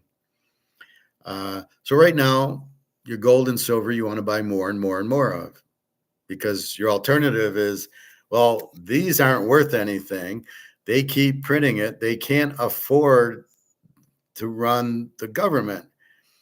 To think of the government as a business, we're selling ice cream and I can't afford, I have to get so many customers to pay my employees, but I'm not getting a lot of customers.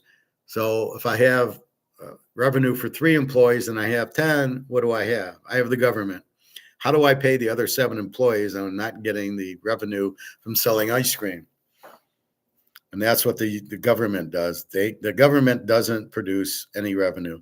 So how does the government pay all these employees they have and the interest on the debt, the defense contractors, the Social Security, Medicare, and Medicaid? How do they pay all these? And they can't. So they try to do bonds, but since the dollar is printed to death, nobody wants your bonds because they don't have any value. That's the inflation effect on the bonds. The dollar has no value. So why do I want a bond? Which means I give you 10 grand now, and in, let's say, 3 years, you give me the 10 grand back plus interest. But the 10 grand in 3 years isn't going to be worth anything. if it's worth anything at all. So I'm giving you 10 grand and getting zero back. Only an idiot would do that. So you don't want to be in bonds, but that's the problem. How do they finance the government and all these interests and the defense and everything I just mentioned? You can't. So again, you have to print more and more, and the more you print, the less it's worth, and it's worth zero. And that's really what happens. So that's where you're at with it, is that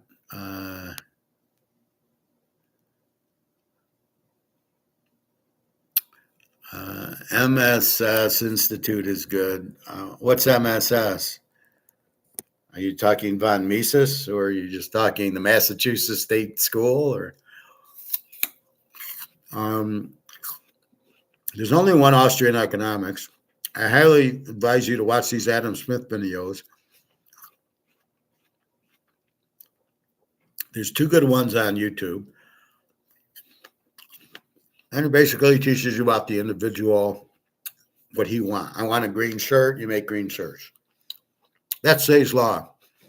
I want to buy Canadian Club 12-year. Well, I want to buy Canadian Club. You sell it. I happen to get 12-year, but that's the thing. I wanted to buy this Switzerland play when I was in Switzerland.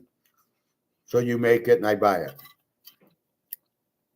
So you make things and then people buy it. That's the free market. You listed it for €5. I gave you €5 for it. And that's what it is. You go fly. How much is it? There's first class, there's coach. There's this economy. I don't even know what it is anymore. So you then determine what you want to pay for the flight. If it's affordable, you fly. You go to Germany or France or Europe or China or whatever. And if it's too expensive, you don't. Vegas, it's terrible. They're moving in AI and there's no more dealers. They're just it's all computerized where you're going to get screwed. The drinks are expensive. The food's expensive. The parking you got to pay for. It's ridiculous. And then and these resort fees. So you drive everybody away. I'm not going to pay all that money to go to Vegas. You don't want to charge people for a lot of that. You want them to gamble. At least they feel, okay, I'll go gamble. I watch these shows like Vegas, with James Caan, the TV show takes place in the early 2000s. The Gambler with James Caan, again, the movie in 1973. And it was beautiful town and the lights, and you go play and it just felt good. Now it's all stupid. They've gone too corporate. The Venetian, there's no lights going on. And Caesars always has a little bit, but there's no stardust. There's no sands. There's no dunes. And they've lost the color that they need. And everything was cheap and you felt good going and you didn't mind losing gambling. And now it's terrible. So the mafia knows better than these other people. But now they're trying to make money, as they say, we can make money on parking and we can make money on resort fees. We can charge more for drinks. You can't. The market won't allow it. These are Keynesians trying to do this, not Austrians. If I'm there, I'm saying, no, take all the cost out. We're going to make our money on the gambling and lower the gambling to $5. Oh, no, we want $50 tables. No, you don't. Because the guy at the $5 table can bet 50, but the guy at the $50 table can't bet 5. So you keep people away from the tables. It's the stupidest thing in the world. So you're driving everybody out. Who invented Austrian economics? Well, it was really Adam Smith, the 1600s. You ever see the golf course? What is it? Where the British Open's at, the big one. I can't believe I can't think of the name of the golf course.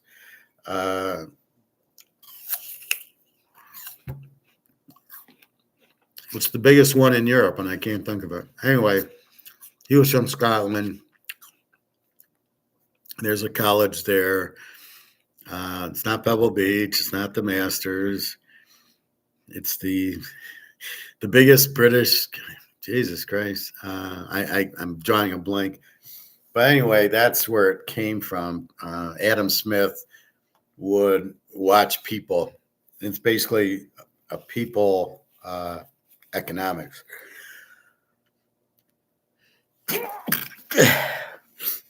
It's not really a statistic or a mathematical one. As Alligator said yesterday, most of these Keynesian economics are like mathematicians.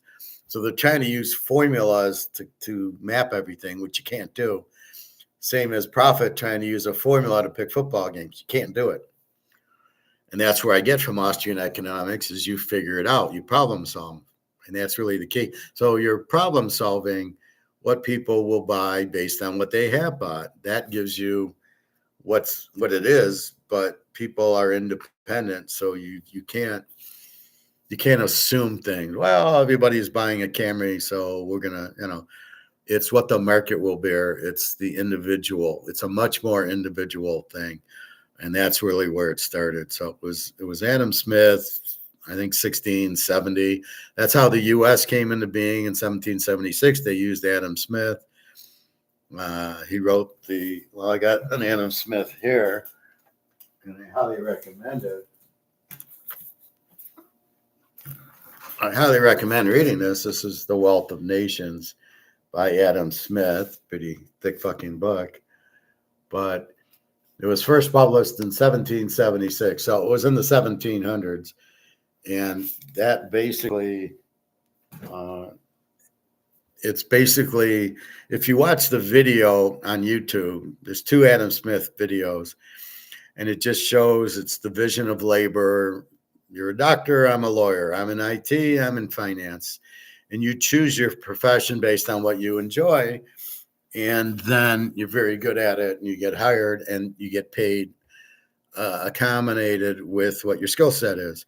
Where you hear from the Keynesians and the communists is, the employer makes all the money and he should divide it by the workforce. Well, the employer took the risk and gets the reward. The workers could have made an ice cream shop, but they didn't. And the guy scoops ice cream. Why does he make as much as the finance guy or the IT guy? They're not the same skill set to scoop ice cream as it is to develop programs or models or budgets. And so you get paid for the higher level of your skill set. And that's really what Austrian economics, and that's what Adam Smith taught. But as I say countless times, I don't have it here. You want to have free trade. You want to have gold-backed currency, good laws, limited government. And the reason you have limited government is you can't afford it because government isn't a business. So if government doesn't make money, how do they pay for their employees? Like I said, the ice cream shop, if we don't sell ice cream, we don't pay the employees. We fire them, we get rid of them. But in a government, how do you pay for all the employees, all the government workers? You can't, because you don't make revenue. And to me, taxes are not revenue, and you shouldn't be taxing everybody. I mean, taxes came in 1913 when the Federal Reserve came in, the central government. That's when that happened, the central bank. But in the whole 1800s, you never had income tax. It was sort of like a tariff. If you sold cotton to England, you charged them a sales tax type of thing. That's where you got, but that's why the government was always limited, because you can't afford it because the government isn't a business. And the government should be run like a business and they should produce something. They're way too big and you can't afford it. And that's why we're broke. Not only that, then you go into debt to pay all the government employees. And the Social Security should have been paid by me. I paid into it. There should have been a professor retirement account. Okay, we're taking your money, we're putting it into this account, and then when you reach 62, you can cash it out. All the money's in your name. But no, they stole the money and they paid other people with it, and then they just stole it. And now they're like, oh, well, since we stole it all, we'll pay the Social Security each month with our money because we stole all yours. And they got themselves into a problem. And then they've got this debt because they can't afford all the employees and everything else they do that wastes money. And therefore, we got $39 trillion that you can't get out of. But because you're the government, well, you think you can get out of it? You can't. There's no way out. You're fucked.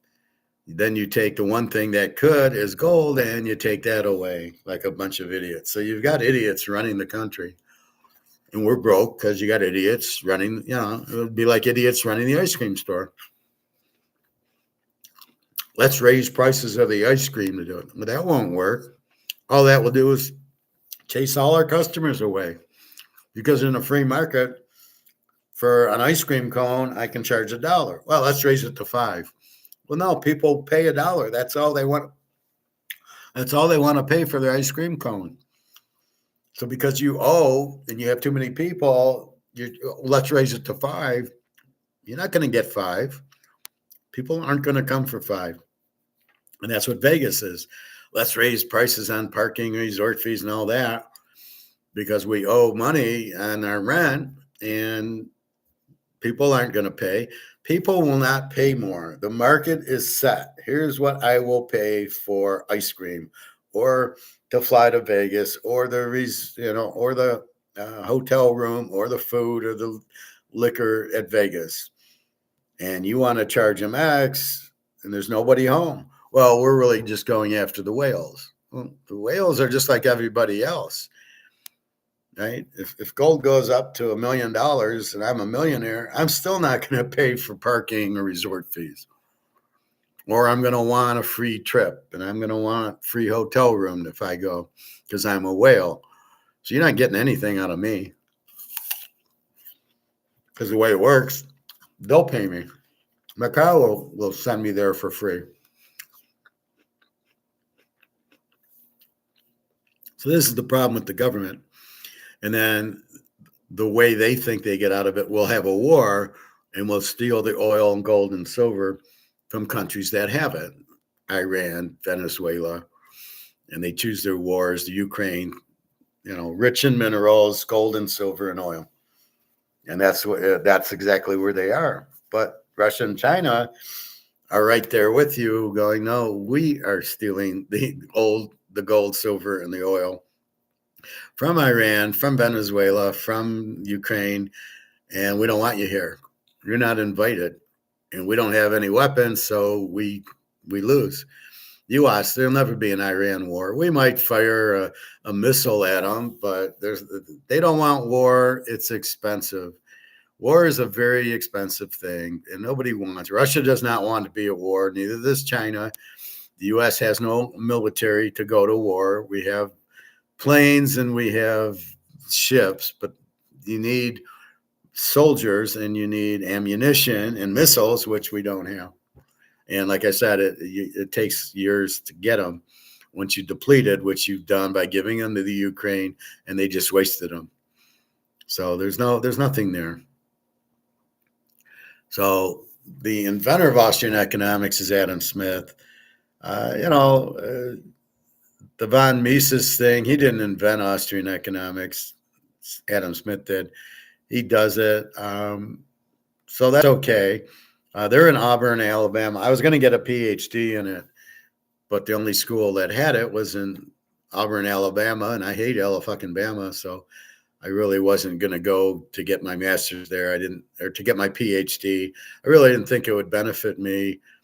I knew quite a bit from my master's program, and you could have called me Dr. Professor, but I didn't see the benefit. I wasn't going to get a better job being a doctor than being a master's, not in economics, right?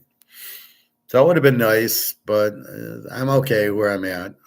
I wouldn't have learned too much more than what I already know. I really don't know what I would have learned extra from what I know. And the funny part is I know it. I can call people out right away. I know. It's weird. I mean, people will ask me something and I go, no, this is not. I don't like get riled or I don't wait, let me look at my notes. I seem to know it all. I had a very good teacher and it's a lot of logic, which I'm very logical with. So when you ask me inflation, I tell you exactly and what's going on. I tell you, I just know it. I know that wars are just about stealing and it's money. It's always been about money, oil usually. You've had people like JP Morgan try to start a war So they'll sell rifles to both sides. So it's a lot of the defense contractors trying to make money, start a war, and they sell the North bullets and guns, and they sell the South bullets and guns, basically. It's really crazy. It's like, it's like, whatchamacallit, Sherlock Holmes #2, where they have the war and they're selling weapons to both sides. But it's amazing how the defense contractors always control the government. Like here, why are the defense contractors in charge? Why are we having these wars? Why are they paying off all the congressmen? Why this one sector is in charge of the U.S. government? It just, I don't understand. Them and the banks. The banks run the government, and the defense contractors also are involved with it. I don't know what one thing has to do with the other. Yeah, let's start a war so we can sell missiles to the other, to Ukraine. I mean, so let's start a war. You want to kill people? This is allowed, and all the Congress and Senate and House just go along with it. Hey, I get my $1 million, so they can do whatever they want. What kind of politicians do we got? What a bunch of losers are. That's why it's hard when there's an election. I can't vote because I'm going to vote for idiot A or idiot B, who's going to get on the payrolls of the lobbyists. And it doesn't matter who they are. They're all losers. So this is not the government that we should have. This is not going off the Constitution. So we're all in big trouble. Hence, gold and silver protects us. What else? So that's who invented it. And Adam Smith was unusual. He would look at people and he'd just watch them and he'd get the habits.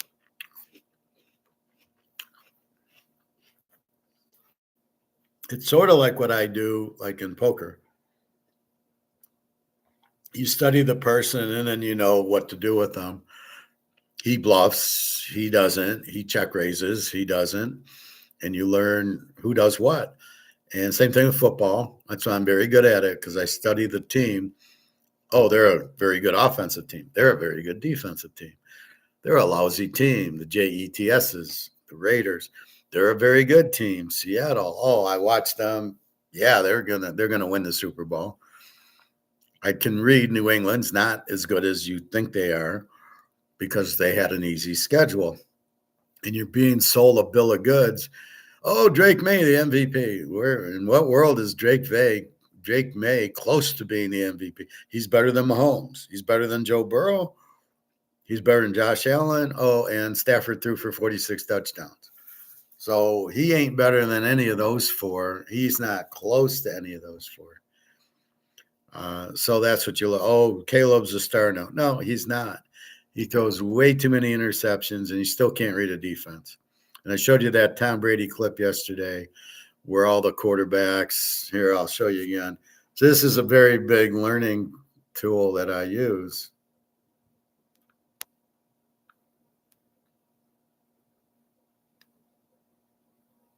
That's mine.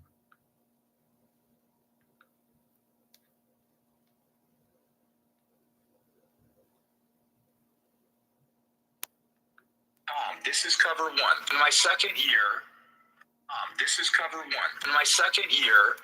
it's training camp. And we had a very good quarterback coach named Dick Rabine. And God rest his soul, unfortunately, he passed away in training camp and of a heart attack. And it was a very difficult loss for our team. And the way that we found a way to continue on that season is Bill Belichick became more of a quarterback coach than we ever. I don't think that's the one I was looking for. This one.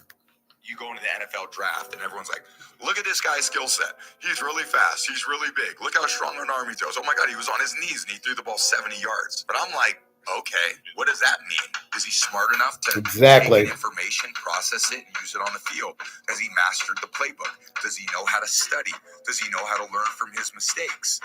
And then emotionally, is he competitive every day? Is he really volatile as a leader? Does he know how to deal with adversity? Does he know how to deal with competition? How does he react when things don't go his way? What's going to happen when he throws 4 interceptions a game? How's he going to respond to that? So if you don't have those, because as you guys know, when you play sports, adversity is coming. It may not be your first year. It may not be your second year. It will come at some point. And the best players I've ever been around, they know how to deal with all parts of those emotions. So that's what I'm analyzing. When I see Caleb, when I see Drake May, when I see Jalen Hurts, that's what I'm analyzing. Well, Josh Allen has this big arm. I said, who cares? He got sacked 7 times by Air Force in a game at Wyoming. I watched the game. I sucked. So that's very much why I wasn't really high on Josh Allen. Now he's made progression. He still runs way too much and he never slides. How he didn't get hurt yet. He's just been lucky. But that's what I get against Lamar. So he's fast. Does he know how to read a defense? Does he know cover 2, cover 3, what to do? Can he get out of a play? Does he read the defense? No, he can't do any of that. That's why they never win. In the bigger games, he can't read the defense. And I go back to that Buffalo game. They're up by 4 late in the game, and they need a first down. He hands the ball to Henry, and Henry runs into 5 guys and fumbles. That's Lamar's fault. Lamar should have checked out of that play, but he didn't. So he still gave the ball to Henry. He still ran up to the left side. It still went into a wall, and he still fumbled. Instead of faking the handoff and maybe rolling around and running to the other side where he could use his speed and get away from the defense and get the first down and win the game, he still does the play. He still hands off. It goes nowhere, and they lose the game. And that's why I'm not a Lamar fan or Jalen Hurts or any of these guys. They can't read. They're good runners, but they're not good quarterbacks. They can't get out of plays. They can't read the defense. So this is how I analyze these quarterbacks, and that's why I say they stink. And you see it on the field. Justin Fields, the guy's terrible. It's not personal. I'm just reading it as an Austrian economist. This guy, you can't. And then you can see Brady and Rodgers, and you can see Mahomes and Burrow and Stafford read the play, read the defense. And that's why I say these guys are good. These other guys aren't. And that's the problem. How does Jared Goff handle adversity? Not well. He gets into a tough game. He throws 5 picks in the wrong time against Washington, against Houston, against Minnesota. He can't handle the rest, and he can't. That's why he's a choke. He'll always be a choke because he can't handle when the pressure's on and when things don't go his way. He can't handle it. Well, that's something either you have or you don't have. Mahomes handles it. Joe Burrow handles it. Stafford handles it. Goff doesn't. So, I'm hearing a Lions draft talk, and my first thing would be I would trade Jared Goff to Oakland for the number 1 pick, and I would trade Hutchinson to whoever has the number 2 pick, and I'd pick up Reuben Bain and Bailey from Texas Tech and bring in a bunch of good defensive players, because it's far easier to be a defensive player, but Goff isn't going to get you anywhere. And then I might trade St. Thomas, or I might trade these guys are a dime a dozen, these receivers. It's the system. And then you need offensive linemen. I'd get some. You need defensive, because you can have Goff and St. Thomas, but if you don't have an offensive line, as we saw last year, you're in big trouble. So the offensive line, the defense is the key. Look at Seattle. Look at Philadelphia. That's how you won. You beat Mahomes, and you beat Stafford with your defense, Seattle and Philadelphia. The Lions have good skill people, but everybody says how good he drafted great, this GM. So we had the number 2 pick and took Hutchinson. Wow, what a fabulous GM. Then in the 10th pick, he takes Gibbs from Alabama. Fabulous. Then he trades 2 defensive guys for um, Williams, the fast guy from Alabama, who had an injured knee. Wow, you're great, you know. So with top 10 picks, you better pick good players. Or Panay Soul with the 14th pick. So with top 15 picks or top 20 picks, he's good, but everything else after that, he's not good. He did not draft St. Thomas. He was a fourth rounder, but he was drafted before the guy came. He did not draft Aaron Donald at the Rams, and they traded for Stafford was McVay, not the GM.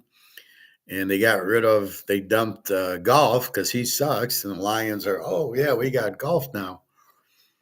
And now you're overpaying him, so you can't get good defensive players or good backup linemen.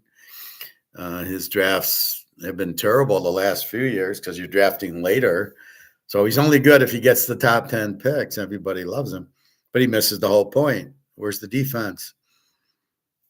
Well, we drafted a few safeties, this Branch and some other Joseph. I don't even know if they were draft picks or trades or whatever, free agent pickups, but they're injured. Where's your backups? Yeah, we didn't get any backups. And he keeps taking guys from Alabama like they're the be all, end all. Alabama players aren't very good.